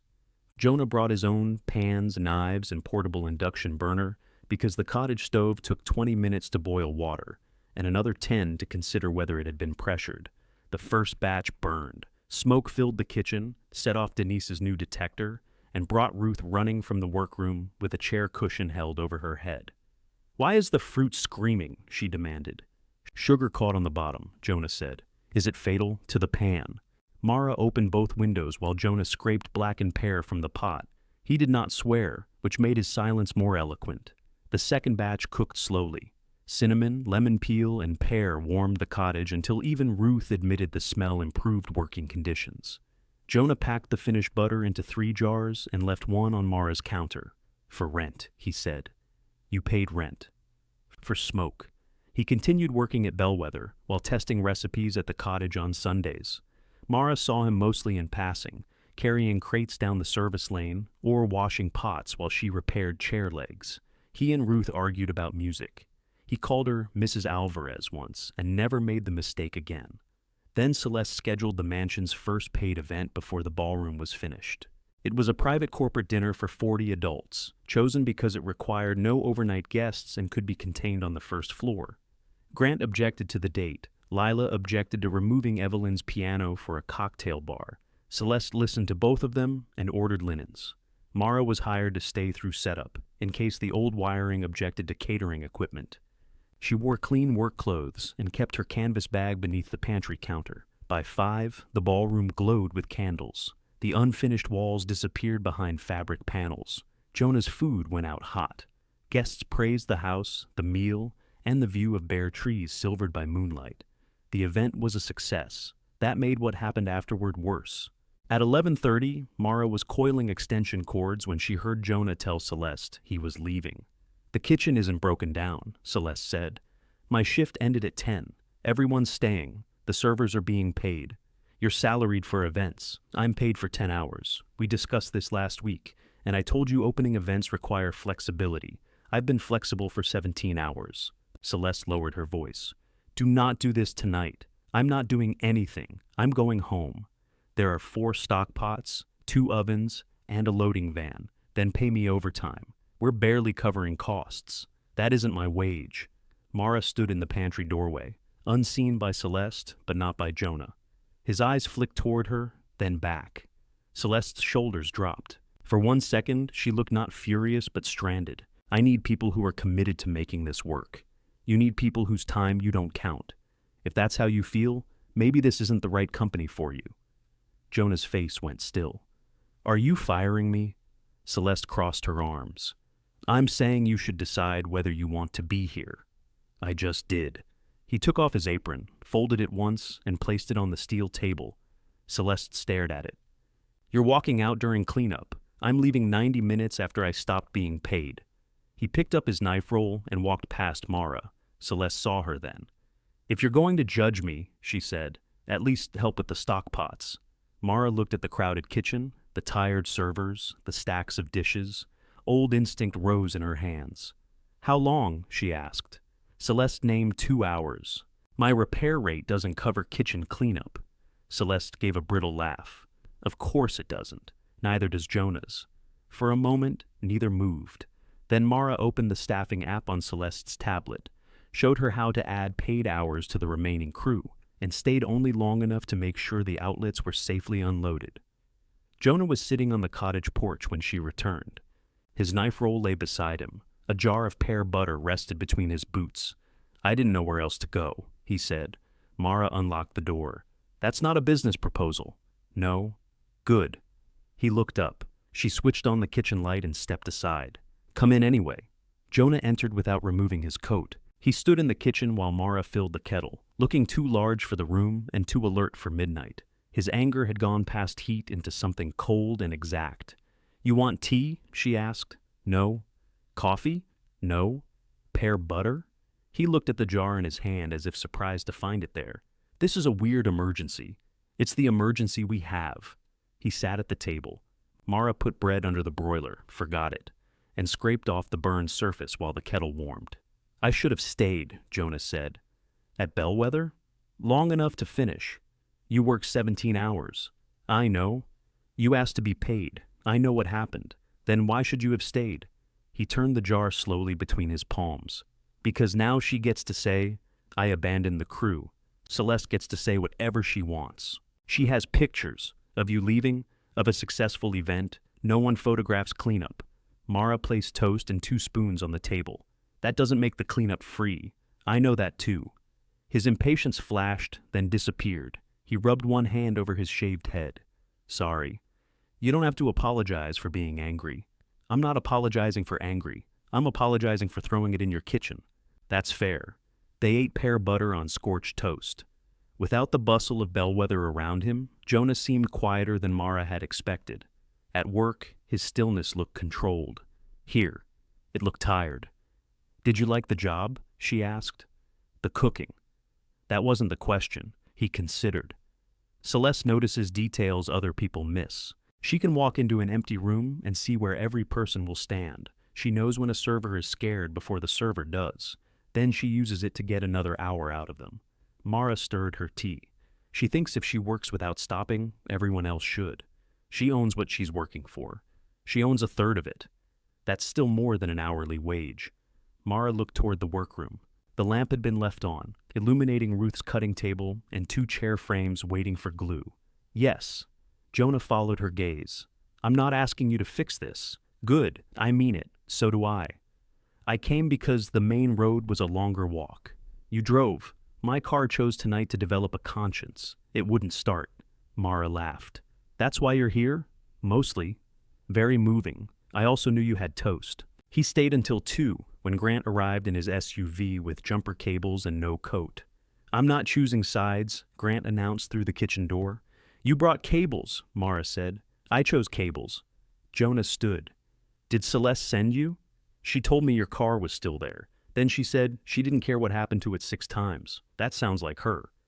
Grant's eyes traveled over the kitchen, the 2 cups, open jar, Jonah's knife roll. You okay? The question seemed to surprise Jonah more than any accusation would have. I will be. Grant nodded. I parked beside you. Battery's probably dead. It's 6 months old. Then it's emotionally dead. They left together. Mara washed the cups.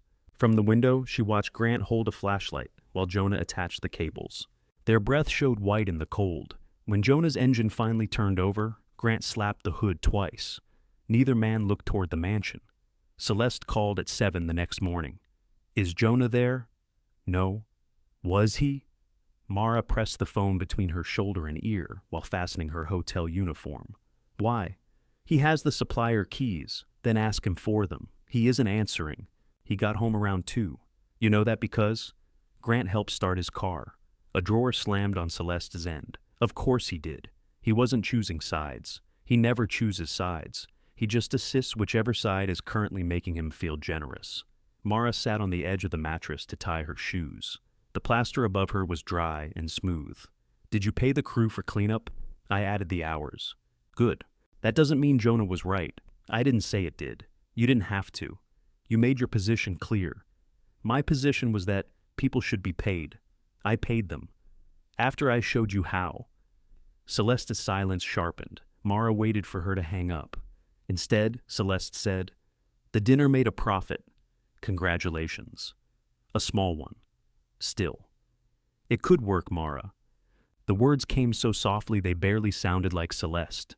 Mara pictured her alone in the mansion's enormous kitchen, collecting keys from drawers, still wearing yesterday's makeup. Then, don't build it on work you pretend doesn't count. I didn't pretend. You forgot. That's not the same thing. To the person doing it, it is. Celeste ended the call without saying goodbye. Jonah returned Sunday with the supplier keys sealed in an envelope and a typed proposal for using the cottage kitchen. You own a printer, Mara said. I contain multitudes. The proposal specified 2 days a week for recipe testing, a flat kitchen fee, a percentage toward utilities, and cleanup standards strict enough to impress Ruth. It also stated that anything sold would be produced in a licensed shared kitchen in Richmond until the cottage could legally accommodate commercial work. You researched this, Mara said. I had free time. You were fired 4 days ago. My grief process has spreadsheets. Ruth reviewed the proposal at the workbench. Storage, 2 pantry shelves. Ingredients attract mice. So does horsehair. That sofa is gone. The spirit remains. They negotiated a sealed storage cabinet. Jonah would pay for it and keep it if he left. Ruth insisted on quiet hours. Mara insisted that neither of them accept customers at the cottage without notice. What are we calling this? Jonah asked. An arrangement, Mara said. That sounds temporary. Everything is temporary. Ruth looked at her. That doesn't mean you refuse to name it. Mara opened the composition book. Beneath Orchard Cottage Workshop, she wrote Ruth's weekly amount, Jonah's kitchen fee, and her own contribution toward power and repairs. A shared workspace, she said. Ruth nodded. Jonah read the figures upside down. Your contribution is too high. It's my house. You're providing the space. I also use the space for paid work. So do you. Ruth folded her arms. She enjoys undercharging herself. It preserves her identity. I'm right here, Mara said. That's how interventions work. They settled on a 3-way share of utilities based on use. It was not perfectly fair, but it was written down. Mara gave Ruth a key to the workroom door. She gave Jonah a separate key for the kitchen 2 days later after he installed the storage cabinet and labeled every shelf. The first time Mara returned from the hotel and found them working without her, she stopped outside. Through the window, Ruth bent over a chair seat, pulling fabric smooth with both hands. Jonah stirred pear butter at the stove, a towel over his shoulder. They were arguing about whether music improved concentration. The cottage light turned their reflections into something layered over the dark orchard. For an instant, Mara felt excluded from her own house. Then Ruth looked up, saw her, and pointed at the front door as if Mara were late. The feeling loosened. Work expanded in ways none of them had planned. Jonah's pear butter became apple butter when the pears ran out. A local winter market accepted his application, and he rented overnight hours in Richmond to prepare legal batches. Ruth revived her business phone number and redirected customers to appointments at the cottage. Mara cut her hotel hours from 5 days to 4, then panicked about it for an entire week. Tony found her staring at the new schedule. You asked for fewer shifts, Tony said. I know. You got fewer shifts. I know. You want me to add one back? No. Then stop looking like I fired you. Mara folded the schedule and put it in her pocket. What if the repair work dries up? Then you ask for hours. What if there aren't any? Then you discover whether your supervisor is as vindictive as advertised. You are. Yes, but I hate training people. Tony nudged a bin of towels toward her. Go build your weird chair kingdom. At Bellwether, the private dinner led to 2 holiday bookings and a spring wedding. Celeste hired a new kitchen lead and a cleaning company. She paid overtime because Lila added it to every event budget before Grant saw the total. Jonah's name was not mentioned. Grant's repair requests increased. Some were reasonable: a loose stair rail, damaged trim, a sticking service door. Others arrived late at night with the word urgent attached to problems that had existed for years. Mara numbered every invoice. Payment for number 7 took 3 weeks. She asked Grant about it beside the service lane, while a delivery truck idled behind him. Cash flow, he said. You paid the florist. The florist had a deposit agreement. So do I now. Mara. What? He lowered his voice. We put more into opening than expected. Then stop asking me to carry costs. I'm not. You owe me for materials. Grant looked toward the mansion. I'll pay it tonight. You don't have to pay tonight. You have to tell me before the invoice is late. His jaw moved. Fine. And no more work until it's current. That's dramatic. It's a rule. We're family. So, you know where I live. He stared at her, half offended and half impressed. Ruth teach you this? Experience? Grant paid before midnight. Celeste called the next day about Jonah's van. He can't park beside the kitchen during events, she said. He parks at the cottage. He uses the service lane. So do I. This is different. He's operating a business. He's driving to work. At your house. Yes. Celeste exhaled. I don't want vendors thinking we're still associated with him. Then tell your vendors you aren't. You're making this personal. You fired him. It was already personal. I didn't fire him. You told him to decide if he wanted to be there, and he decided. So did I. He can use my driveway. The lane belongs to the main property, and I have access. Mara heard Grant in the background, asking Celeste to put the call on speaker. She refused. Finally, they agreed Jonah would avoid arrival and departure during scheduled guest windows when possible, and Celeste would provide the schedule 48 hours in advance. Ruth called it surrender with stationery. Jonah called it better than getting his van photographed beside a luxury wedding sign. Mara called it written down. The first snow arrived while she and Jonah pruned the South Pear Row under Amos's direction. It was barely snow, just white grains spinning through bare branches, but the temperature dropped fast. "Cut that crossing limb," Amos ordered through the speaker. "This one?" Mara touched a branch. "The other one! There are 6 other ones!" "The ugly one." "They're all ugly." "Then you're finally seeing the problem." Jonah climbed down to warm his hands. Across the orchard, workers carried chandeliers into bellwether. At the cottage, smoke rose cleanly from the serviced furnace flue. Ruth's van sat beside the porch, its faded business name visible again where she had sanded away the primer. Mara cut the branch Amos meant. It fell into the snow without harming the tree. In the open space, light reached the center for the first time in years. Amos made her photograph the cut. "Lower," he said through the speaker. "If I go lower, you get Jonah's boots, better looking than the tree." Jonah held one foot beside the branch. "He has an eye." Mara crouched and aimed the phone upward, showing the open center of the pear tree. "That'll do," Amos said. "Now seal nothing." "I wasn't going to." "You've got a jar of pruning sealer on the bench. It was already there. Throw it away. You kept it, so I'd remember not to use it." Mara looked at Jonah. He shrugged. "I own 3 pans I hate." Amos directed them to remove dead wood from 2 more trees and leave the rest until late winter. Before ending the call, he told Mara to stack the sound branches by the workroom. For what? Pear wood's hard, good for tool handles and small repairs. They're branches. Today. After he hung up, Jonah gathered the cut limbs without being asked. Mara watched him sort them by thickness. "Are you keeping those?" she asked. "I respect food. I'm undecided about lumber. You're doing it wrong. That man is contagious." The snow melted before sunset, but winter remained. Frost silvered the service lane each morning. The cottage windows gathered condensation along the bottom edges, and the heater in the workroom drew enough power that Jonah could not use his induction burner at the same time. They solved the problem by scheduling heat around cooking. Ruth complained that this was not a solution. Then she brought wool blankets for the chair frames and fingerless gloves for all 3 of them. Jonah sold 47 jars at his first winter market. He returned with 6 unsold, a sore back, and a folded stack of cash he counted on the kitchen table. After ingredients, kitchen rental, table fee, labels, and gas, he said, "I earned slightly more than I would have earned staying home." "Success," Ruth said. "It is," Mara told him. Jonah looked at her. "You paid every cost," she continued, "including yourself?" He checked the figures. "Not exactly." Ruth groaned. "There are 2 of you." At the next market, Jonah included his labor in the price. He sold fewer jars and made more money. This offended him philosophically for several days. Mara understood. She had spent so long proving she could survive on less that asking for more felt like falsifying evidence.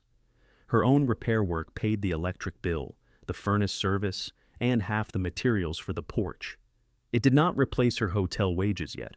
Every time she thought about reducing another shift, she pictured the roof estimate and put the thought away. The cottage was warmer, but not easy. Wind still entered around the back door. The bedroom floor sloped enough that one dresser drawer opened during the night. The bathroom hot water handle required a wrench, and the west porch remained roped off with orange cord. Yet people arrived carrying damaged things and left carrying usable ones. A walnut side table with a split top, a footstool flattened by years, a kitchen chair chewed by someone's anxious dog. Mara wrote estimates, ordered materials, and learned which repairs were worth doing. Ruth taught her that refusing bad work protected good work. Jonah taught her to eat before 9 at night. No one called what they were building a favor. Bellwether's holiday events filled the orchard with music and headlights. From the cottage, Mara could hear bass through the trees and watch guests move behind bright windows. The mansion looked alive from a distance. Up close, it looked tired. Grant asked her to inspect the sticking door outside the former sewing room. Mara had not been upstairs since the inheritance meeting. She carried her canvas bag through the polished front hall and followed him past rolled carpets and stacked molding. The sewing room door was gone. So was the sewing room. Workers had removed the built-in shelves, floral wallpaper, and long cutting table Evelyn had used for quilts. New plumbing pipes rose through the floor. A framed wall divided the old space into a bathroom and dressing area. Mara stopped in the doorway. Grant kept walking before realizing she was no longer behind him. The sticking door is at the end. What is this? Bridal suite. This was Grandma's room. Her bedroom is across the hall. You know what I mean. Grant lowered his voice. Celeste's design needed a private bath. There's one 20 feet away. Shared with the east bedroom. Then don't rent both rooms. We need both rooms. Mara entered the stripped space. A scrap of the old wallpaper remained behind a radiator pipe, small yellow flowers on cream. Evelyn had chosen it because Mara's father said the flowers looked like fried eggs. Where's the table? Storage? The shelves? Some were damaged during removal. Where are they? Grant's hesitation answered. Mara touched the unfinished wall. You threw them away. They were plywood. She kept fabric there for 40 years. The fabric went to Lila. That makes this better? No. Grant rubbed the back of his neck. Mara, we can't preserve every room exactly as it was. You haven't preserved any of them. That's not fair. She looked at him. He gestured toward the hall. The library is nearly untouched. We refinished the floors. We restored the dining room plaster. For events. Yes, for events. That's the plan. A plan you knew.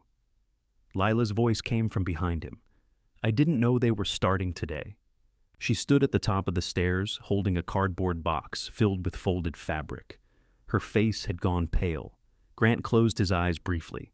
Celeste sent the revised schedule. At midnight. I hadn't opened it. The plumber had an opening. You promised we'd go through the room first.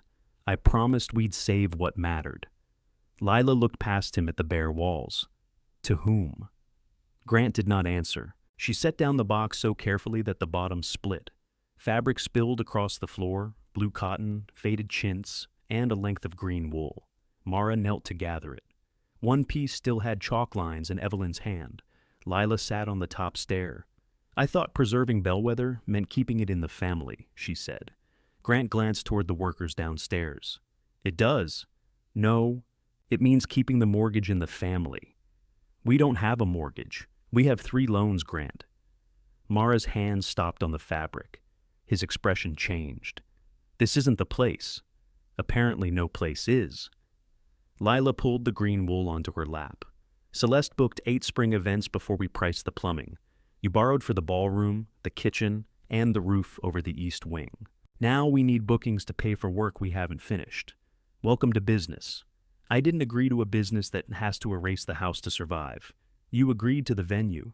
I agreed because you said it was how we kept Bellwether. Grant looked exhausted rather than angry. Then help me keep it. Lila stood, leaving the fabric on the stair. Not like this. She walked down without taking the box. Mara gathered the last scrap. Grant remained at the doorway of the former sewing room, staring at the new pipes. The door, he said finally. At the end of the hall? I'm not fixing it today. Mara, invoice 7 took 3 weeks. Invoice 8 isn't paid. I thought Celeste handled it. You all own the business. It's 20 minutes of work. Then you can wait 20 minutes after payment. He gave a short, disbelieving laugh. You're serious? Yes. Fine. He took out his phone and transferred the amount while standing in the ruins of Evelyn's sewing room. Mara fixed the sticking door. She charged for 1 hour because that was the minimum in the rules Ruth made her write. She took the torn cardboard box when she left. At the cottage, Ruth spread Evelyn's fabric across the cutting table. She did not offer false comfort about the ordinary quality of most pieces. She sorted what could be used, what could be cleaned, and what had dry rot. This green wool is good, she said. She used it in my blanket. The blue one? Mara touched the edge. The squares she skipped. Ruth folded it separately. Then, don't use it for customers. Mara almost said fabric was meant to be useful. Instead, she placed the green wool in her dresser. The storm appeared first as a line of red warnings across Tony's phone. Freezing rain Thursday, Tony said. Snow behind it, wind Friday. Weather enjoys scheduling. Stay home. I have a roof. You said that like it's new information? It is to me. By Wednesday, grocery shelves had emptied of bread and batteries. Celeste canceled one event and argued with another client who insisted the forecast was exaggerated. Grant arranged for a generator at Bellwether, but learned the rental company could not deliver until Friday morning. Lila stopped answering group messages. Mara bought lamp oil, pipe insulation, and 2 bags of salt. Jonah moved his ingredients away from the cottage's exterior wall. Ruth covered finished furniture and announced she was staying home until the roads cleared. You should too, Mara said. I own my home. It has heat. That was my point. Ruth fastened her coat. Your point sounded like concern. Unprofessional. She left a thermos of soup on the counter. Grant arrived at dusk with sheets of plywood in his truck. For the cottage? Mara asked. For both. Mansion shutters are decorative. Apparently that's a thing. He looked toward her west porch. You still haven't fixed the post. Materials are inside. Storm won't care. Storm hasn't paid a deposit. He did not laugh. I need help boarding the east windows tomorrow. I'm securing this place tomorrow. You have 6 windows, and a workroom full of other people's property. Bellwether has 32. Then you should have started sooner. His mouth tightened. We're all trying to save the same property. No, we're not.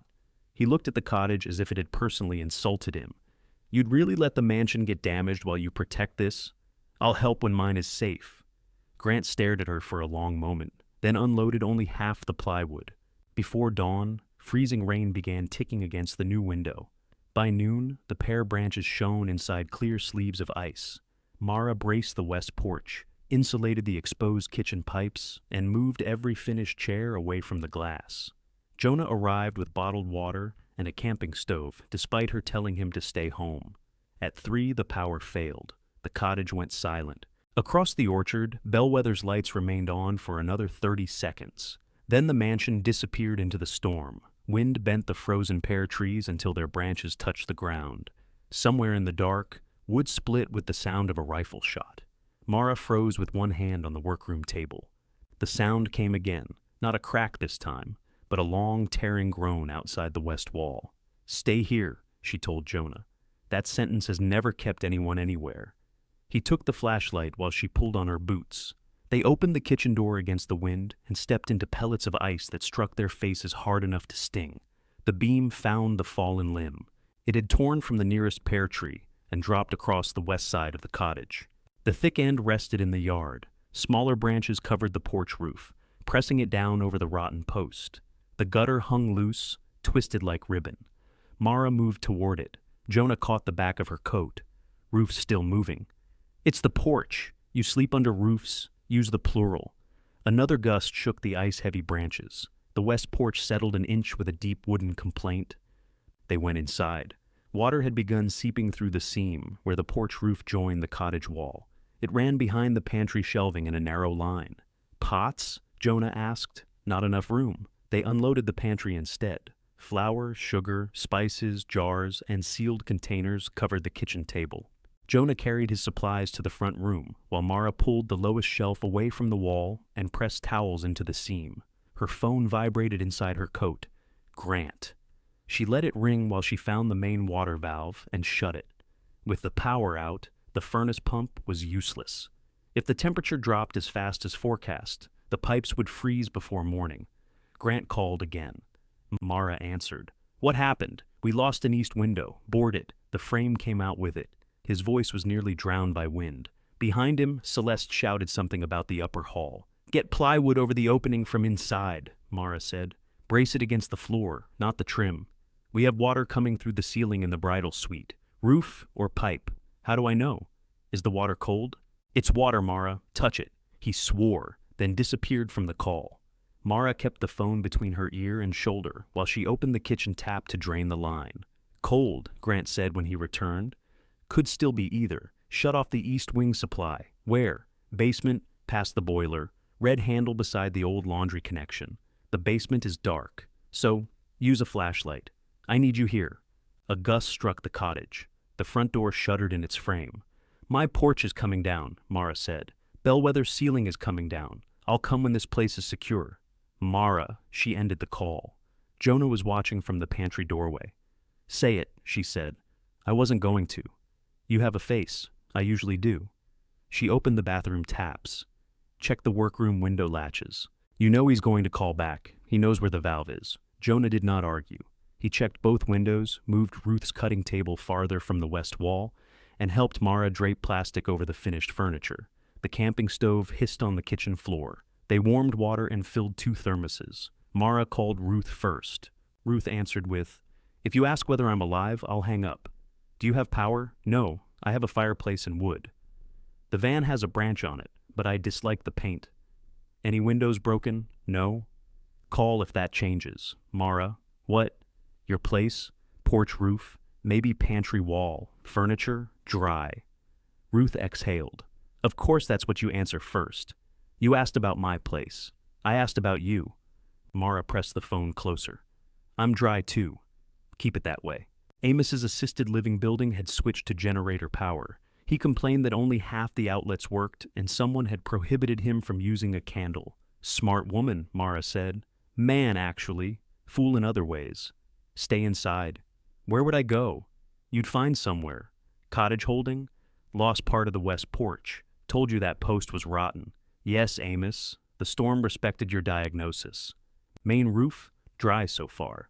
Then cottage is holding. Denise had power and wanted Mara to come to her house. Mara told her the roads were too dangerous, which was true. She did not mention she intended to cross the orchard. They used rope to pull the fallen limb away from the pantry wall without stepping under the porch roof. Jonah tied better knots. Mara did not ask where he learned them. The large limb would not move, but once the smaller branches were cleared, the porch stopped settling. Mara wedged 2 lengths of timber beneath the sagging beam from a safe angle. They stapled a tarp over the leaking seam from inside the pantry. The water slowed. Only then did Mara put her canvas tool bag over her shoulder. Jonah zipped his coat. I'm coming. You don't work there. Neither do you until they agree to pay you. This is family. So was yesterday's invoice. They crossed the orchard together. Ice coated the grass beneath the snow, making each step uncertain. Bellwether appeared in flashes through the blowing white. First a column, then the dark roofline, then the east wing, where a black opening gaped behind a sheet of loose plastic. The kitchen door flew open before they reached it. Grant stood there in shirt sleeves, soaked to the waist. Finally. Mara stopped outside. I had to secure the cottage. You could have done that after. No. Celeste appeared behind him, holding a mop and a flashlight. Her hair had come loose, and one sleeve of her sweater was torn. The east wing valve is stuck. Did you turn it clockwise? Grant stared at her. It's a valve. That isn't an answer. Lila came up from the basement carrying a pipe wrench. She wore Evelyn's old rubber boots. It's rusted. I got it halfway. Mara stepped inside, but did not take off her coat. Water tracked down the stairs from the upper hall.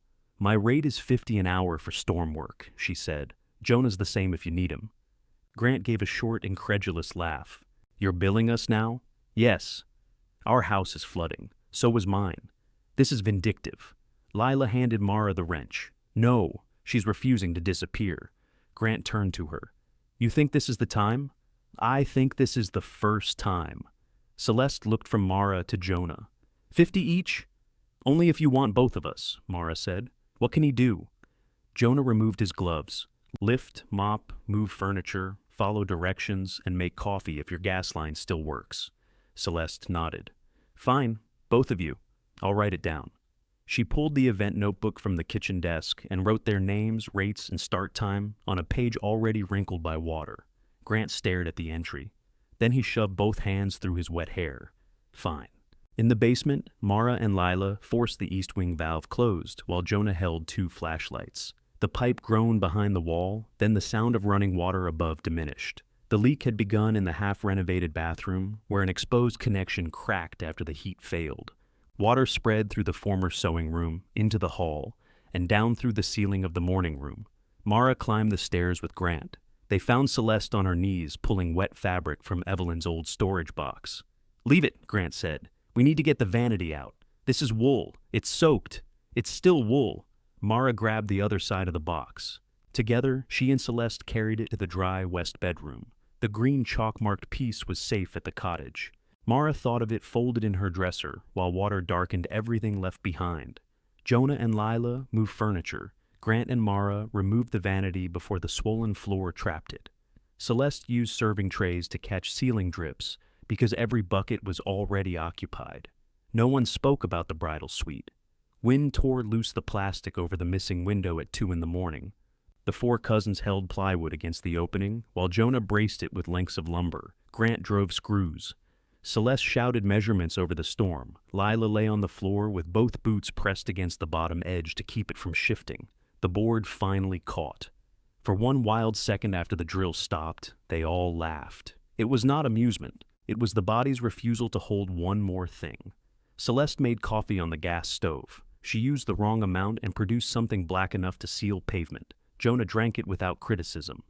"You can say it's terrible," she told him. "It's hot. I didn't ask if it was hot. It's terrible. Thank you." They looked at each other across the kitchen island. Celeste wrapped both hands around her cup.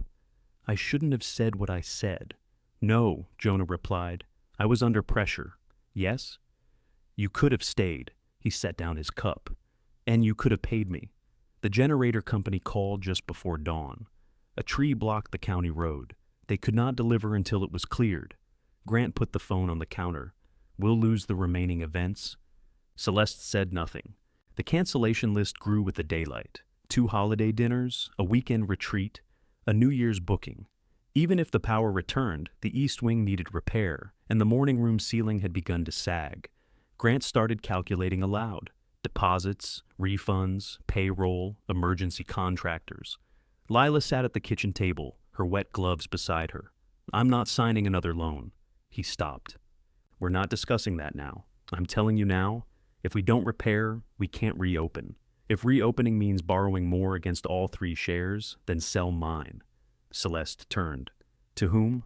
"I don't know. No one is buying a minority share in a damaged mansion," Grant said. "Then we have a different problem." He laughed without humor. "You wanted to preserve Bellwether. I wanted to preserve a home. This isn't one." Grant's face hardened. "You waited until a storm to discover that?" "No. I waited until the sewing room." Mara stood near the sink, her hands wrapped around bad coffee.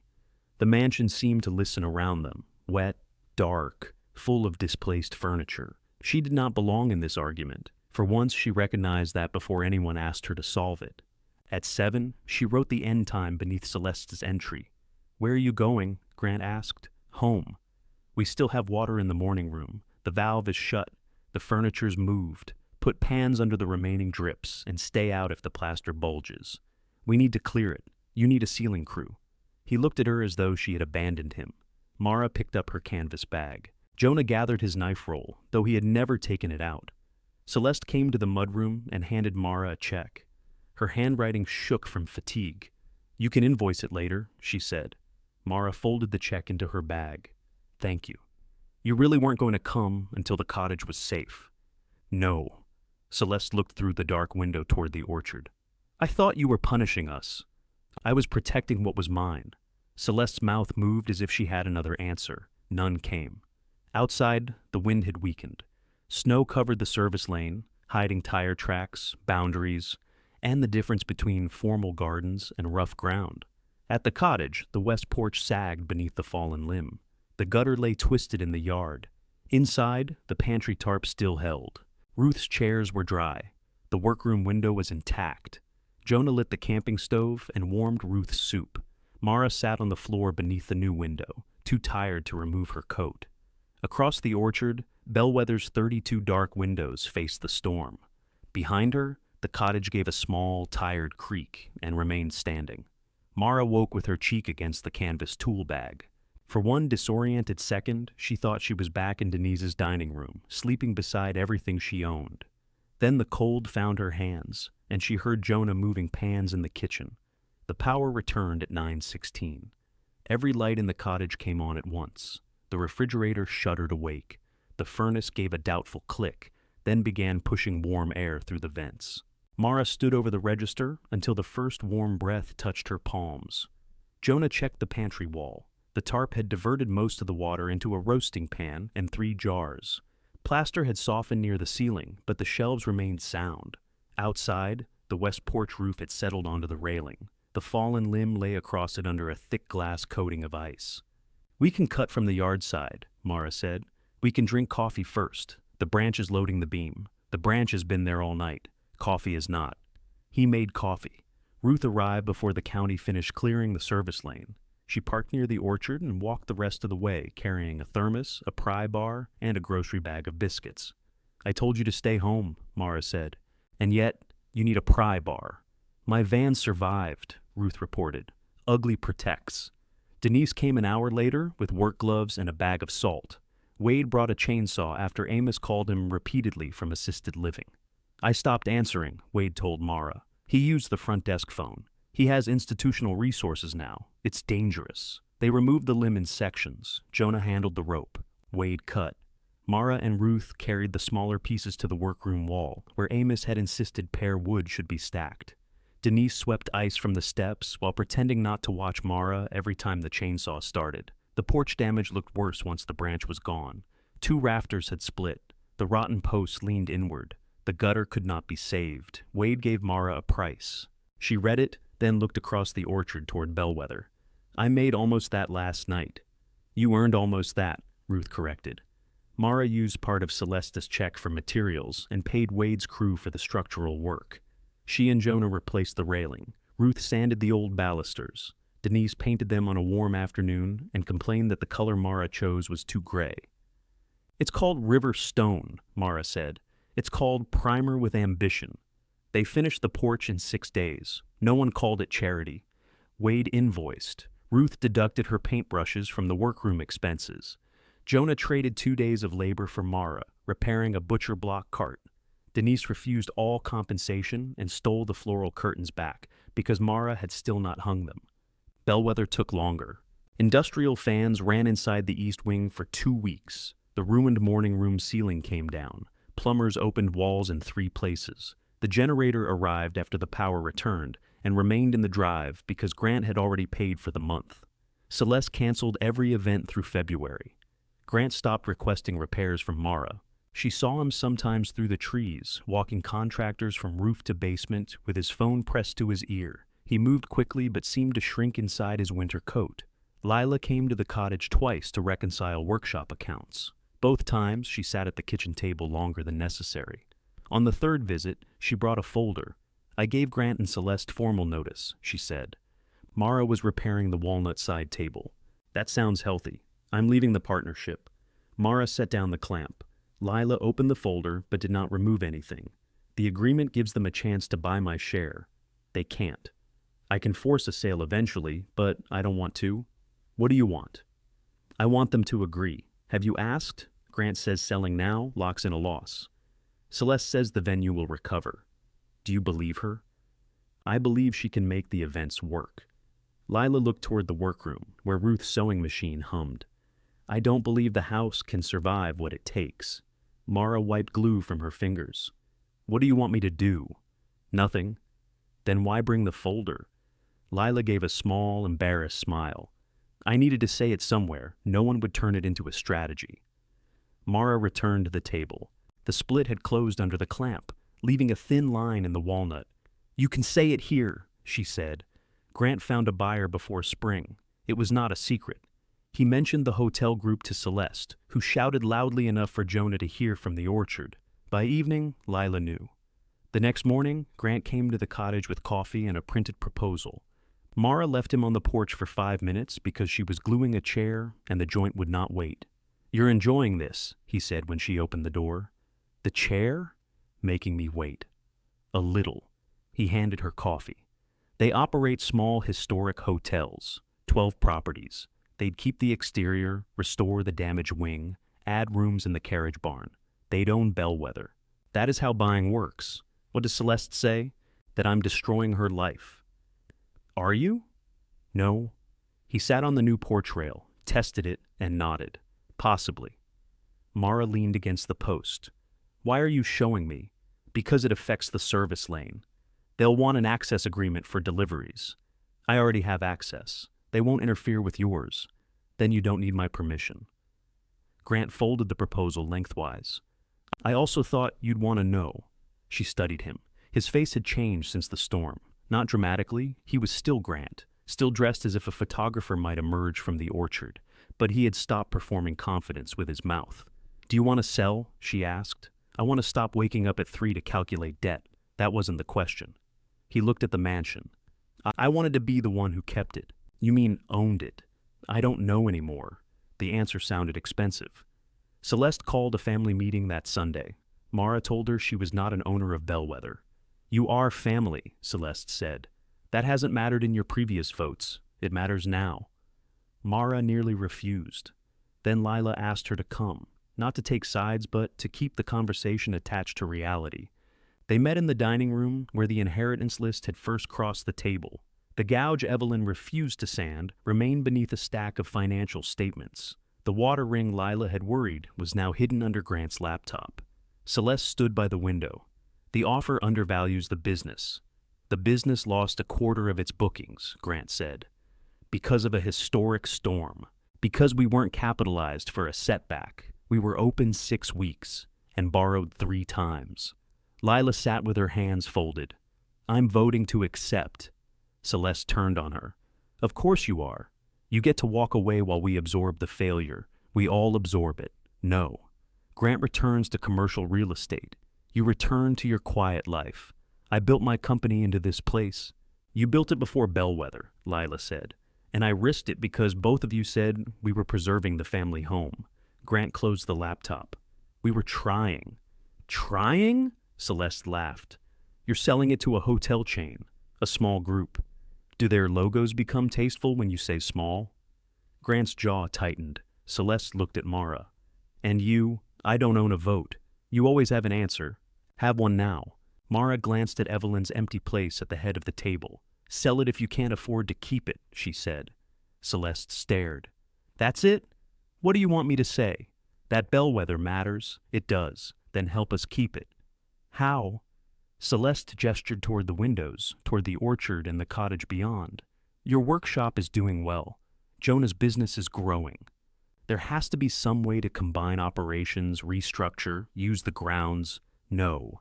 You didn't let me finish. You're asking what the cottage can do for the mansion. I'm asking what the family can do together. The first time you needed the cottage, you wanted it out of photographs. That was before. Before it was useful to you. Celeste went still. Grant said, Mara, she isn't asking you to give up the cottage. She's asking me to make her plan work. I'm trying to save my business, Celeste said. I know. And you won't help. I came in a storm. I saved what I could. I fixed your chairs, doors, and cabinets. I gave you what you paid for, and more, before I learned better. Mara placed both palms on the table. But I'm not tying my house to yours, so I can spend the rest of my life keeping Bellwether alive. Celeste's eyes shone, though her voice remained hard. You wanted this. The storm? To prove we chose wrong. Mara thought of the soaked blanket, the broken window, the first night beside a heater that could not share power with a kettle. She thought of Ruth's cash envelope, Jonah's smoke alarm, Grant sliding down the roof in pink clogs. I wanted a place no one could ask me to leave, she said. What happened after that was work. Silence filled the dining room. Lila reached for the proposal. I'm voting to sell. Grant nodded. So am I. Celeste looked at both of them. Her anger did not vanish. It hardened into something she could stand inside. You don't get to call this preserving anything, she said. No, Lila answered. We don't. Celeste sat in Evelyn's chair and read the offer from beginning to end. When she reached the signature page, she did not sign. She closed the folder and said she wanted 48 hours. No one argued. Mara walked back across the orchard in cold, late-afternoon light. Broken branches lay stacked beside the pear trees, waiting to be cut or burned. The south row showed small red buds where Amos had taught her to prune. At the cottage, Ruth was fitting green wool over the seat of Mara's one kitchen chair. You said that wasn't for customers, Mara said. You're not a customer. Jonah stood at the stove stirring the final winter batch of pear butter. How bad was it? They're probably selling. He stopped stirring. And the cottage? Still mine. Ruth pulled the fabric tight and drove in a brass tack. Across the orchard, one lamp came on in Bellwether's dining room, then another in the hall. The house looked warm from a distance, the way it always had. Mara knew better now than to confuse light with belonging. Celeste used all 48 hours. She called the hotel group herself, asked questions Grant had not, and negotiated to keep the spring events already under contract if the buyers could accommodate them. She required them to cover cancellation costs if renovations interfered. She argued over kitchen equipment, the ballroom chandeliers, and every chair her company had purchased. Then she signed. Grant brought the completed agreement to the cottage, though no one needed Mara's signature. "It'll close in 60 days if inspections don't uncover anything catastrophic," he said. "Do you want coffee? Is Jonah here?" "No, then no." Mara poured him a cup anyway. He drank half while pretending not to. The hotel group's inspection took 3 days. People in clean boots walked the grounds, photographing gutters, chimneys, trees, and drainage. One of them knocked on the cottage door and asked whether Mara had considered selling her acre. "No," she said. The man looked beyond her at the workroom, where Ruth was teaching a 48-year-old former cabinet finisher how to stretch webbing evenly across a chair seat. "If that changes, it won't." Mara closed the door. Ruth drove a tack. "You could have let him finish. I understood the ending." The sale did not rescue Grant, Celeste, or Lila from the money they had already spent. After the loans and repairs were settled, each received less than Bellwether had seemed worth on the inheritance list. Grant stopped speaking in rounded estimates. Celeste moved her equipment into a rented commercial kitchen and returned to producing events in other people's buildings. Lila accepted a smaller share without arguing that sentiment deserved reimbursement. None of them became poor. None emerged triumphant. They simply stopped owning the mansion. Packing it hurt in uneven places. Grant could wrap paintings without looking at them, then spent 40 minutes deciding what to do with Evelyn's chipped ceramic rooster. Celeste cleared the ballroom in one afternoon and cried over a drawer of handwritten place cards from dinners no one remembered. Lila took 3 days to empty the sewing fabric from temporary storage and asked Mara before bringing anything to the cottage. Mara took very little. She accepted the watercolor of the orchard because Lila asked without guilt in her voice. She accepted a cast-iron pan Jonah wanted and Evelyn's old rubber-handled screwdriver. She refused the silver coffee service, the formal china, and 6 boxes labeled Miscellaneous Family. "You're allowed to want things," Lila said. "I do want things. You know what I mean." Mara lifted the canvas tool bag from beside the pantry door. "I'm learning." Celeste found her in Evelyn's bedroom on the last Sunday before closing. The furniture had been removed except for the narrow chaise beside the window. Sunlight showed pale marks on the walls where pictures had hung. Celeste wore Evelyn's pearl earrings. "I'm keeping these," she said. "I didn't ask." "You noticed them at the funeral." Mara looked at her. "I notice things." "I know." Celeste sat on the chaise. Without the mansion around her as a project, she seemed younger and more tired. "The buyer offered me a 6-month contract to manage transition events. Are you taking it?" "No. They want the Bell family attached to the marketing, but not the decisions." "That sounds familiar." Celeste smiled without much pleasure. "I thought you'd enjoy this more. The sale. Being right. I wasn't right. I chose a house with a rotten porch. You chose the only property that didn't eat itself. I got lucky with the foundation." "Mara." Mara leaned against the empty dresser wall. Celeste turned one pearl between her fingers. "When I said the cottage suited your station, I knew it was cruel before I finished saying it. Yes, I wanted you to feel small because you made me feel absent. I didn't make you absent. Grandma did. Every time I called, she told me what you had done that day. Soup, medicine, pipes. She said your name like an accusation. She wanted you to visit, I know. You could have. I know that too." The room held no soft answer for either of them.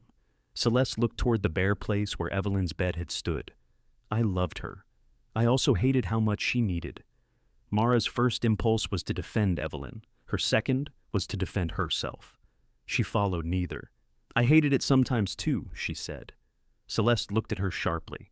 "I hated the calls at 2 a.m. I hated being the only person who knew where everything was. I hated that if I didn't come, no one did." Mara rubbed her thumb over a frayed strap on the tool bag. "Then she died. And I wanted all of it back." Celeste's face folded for one unguarded second. "I'm sorry," she said, "for the cottage, for the way I talked to you. Not because it worked out. I was wrong before that." Mara nodded. Celeste waited, perhaps for absolution, perhaps only to be sure Mara had heard. "I'm still angry," Mara said. "That seems fair. It was not reconciliation. It was the first honest thing they had set between them, without asking the other to carry it away." Grant left the ceramic rooster on the cottage porch the morning of closing. A note beneath it read, "This is legally your problem now." Mara put the rooster above the kitchen sink. Lila arrived that afternoon with a cardboard box and a brass and glass porch lamp wrapped in one of Evelyn's old towels. Mara recognized it before the towel came off. It had hung beside Bellwether's front door for as long as she could remember. Evelyn switched it on at dusk, even when no one was expected. "The buyers are replacing the exterior fixtures," Lila said. "They said we could keep them. You should take it. I took the orchard painting. You gave that to me. I wanted you to have it. Then what did you take?" Lila looked embarrassed. "The gouge section of the dining table." Mara stared. "Grant had the table sent to auction. I paid the woodworker to remove that edge and replace it." "You cut up Grandma's table?" "I preserved the damage." Mara began laughing. Lila joined her, then covered her mouth, as if laughter were still forbidden near the remains of Bellwether. When the sound faded, she touched the porch lamp. "I helped leave the cottage off the list," she said. Mara went still. "Grant made the first inventory, but I saw it. I asked whether we should include the cottage. He said it had no useful value, and I let that be the answer. You told me you thought it belonged with the main parcel. I did at first. Then I knew they were omitting it." Lila looked toward the repaired porch, the painted railing, and the workroom windows. "I didn't object because I thought family value was whatever we could display. Mansion, silver, paintings. I thought this was where hired people lived. Amos lived here, I know. So did everything the mansion needed. I know that now." Mara folded the towel into a smaller square. "You didn't overlook it. You dismissed it." "Yes." The answer did not ask Mara to make the truth gentler. Lila lifted the lamp. "I thought it belonged here, but I won't leave it unless you want it." Mara looked at the empty hook beside the door. The cottage had one bare bulb over the porch, installed after the storm. It gave harsh light and attracted every moth in the county. "The wiring will need replacing," she said. "I brought wire. You know how to install it?" "No." "Good." They hung it together. Lila held the fixture while Mara made the connections. When it was done, Mara did not switch it on. Not yet. Across the orchard, the mansion's keys passed to strangers. The hotel group fenced the carriage barn, repainted the rooms, and installed a new sign at the front drive. The service lane remained open, though delivery drivers occasionally missed the turn and ended at Mara's porch. She redirected them unless they were carrying food. Spring filled the cottage with work. Ruth hired the former cabinet finisher 3 days a week and began Saturday upholstery classes for adults who wanted practical work without pretending to have perfect resumes. Jonah's pear butter won a permanent place with 2 regional shops. He continued renting a licensed kitchen for production and used the cottage pantry for development, storage, and long arguments about labels. Mara reduced the hotel to 2 shifts. On her final full week, Tony handed her a stained pillowcase. "Lipstick," Tony said. "Marker. Optimism." Mara treated it, washed it, and proved herself right. Tony refused to admit defeat, but brought donuts to the laundry. The restoration work did not make Mara rich. It paid steadily. She cleared the last of her father's medical bills, rebuilt the amount of cash she had surrendered for the cottage, and opened a savings account that did not vanish whenever the car made a new sound. Her name began appearing beneath repairs and houses where owners cared whether old wood survived. The orchard woke slowly. Several storm-damaged trees never leafed out. Amos instructed Mara to remove them and mourn efficiently. The south row blossomed white. Jonah complained that blossoms were not fruit. Ruth threatened to staple him to something. Mara repaired Amos's radio over months. She refinished the wooden cabinet, replaced the cracked cord, and learned enough about tubes to understand how much she did not know. A retired radio technician tested the chassis and showed her which capacitor had failed. Mara did the soldering herself, while Amos criticized her grip through a video call. When sound finally emerged, it was mostly static. Amos called that authentic. He visited on the first warm Sunday after the pear fruit had set. Grant drove him. The silver SUV stopped beside the cottage, and Grant came around to unfold a walker from the back. Amos refused help getting out until he nearly fell, then accused the ground of shifting. He had grown thinner. His hands shook around the walker grips. His eyes remained sharp enough to make Mara straighten instinctively. "You painted the porch gray," he said. "Riverstone. Gray." "You told her?" Denise called from the porch. Denise, Ruth, Jonah, Lila, and Celeste had all come. Mara had not called it a gathering because gatherings required chairs and planning. People arrived anyway, carrying food and finding places. Amos inspected the porch repair before allowing Mara to hug him. He pressed every post, criticized 2 joints, and admitted the roofline was straight. In the workroom, he stopped at his bench. Mara had cleaned it, but left the cuts, burns, and old screw holes. The radio sat in the center, its cabinet warm with new finish. She switched it on. Static filled the room. Then a voice emerged, faint but clear, announcing weather from a station Amos had listened to for years. He placed one hand on the cabinet. "Lorna gave me this our first Christmas," he said. "I know. Took you long enough. You left it in pieces. Wanted to see if you'd finish anything." Mara looked at him. Amos smiled. "That was a joke. Don't make it important." She laughed, though her eyes burned. He walked through the cottage slowly. In the pantry, Jonah showed him jars cooling on the shelves.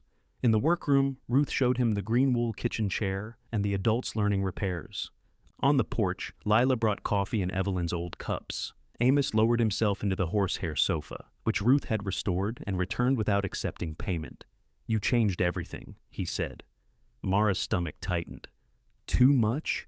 He looked around at the crowded room, the repaired furniture, the tools, fabric, jars, and people making space for one another without being asked to disappear. "A place isn't preserved by keeping it empty," he said. "It's preserved when it can still give somebody a way forward." At dusk, Mara stepped onto the porch. Across the orchard, hotel guests moved behind Bellwether's bright windows. The mansion was beautiful, distant, and no longer hers to save. Behind her, Amos argued with Grant about carburetors. Celeste and Jonah disagreed over coffee. Ruth made Lila redo a crooked tack. Denise sliced cake at the kitchen table. Mara reached beside the door and switched on Evelyn's lamp. Warm light spread over the repaired porch, the gray railing, and every scar the cottage had kept. This time, it was not left burning for someone who might come. They were already home.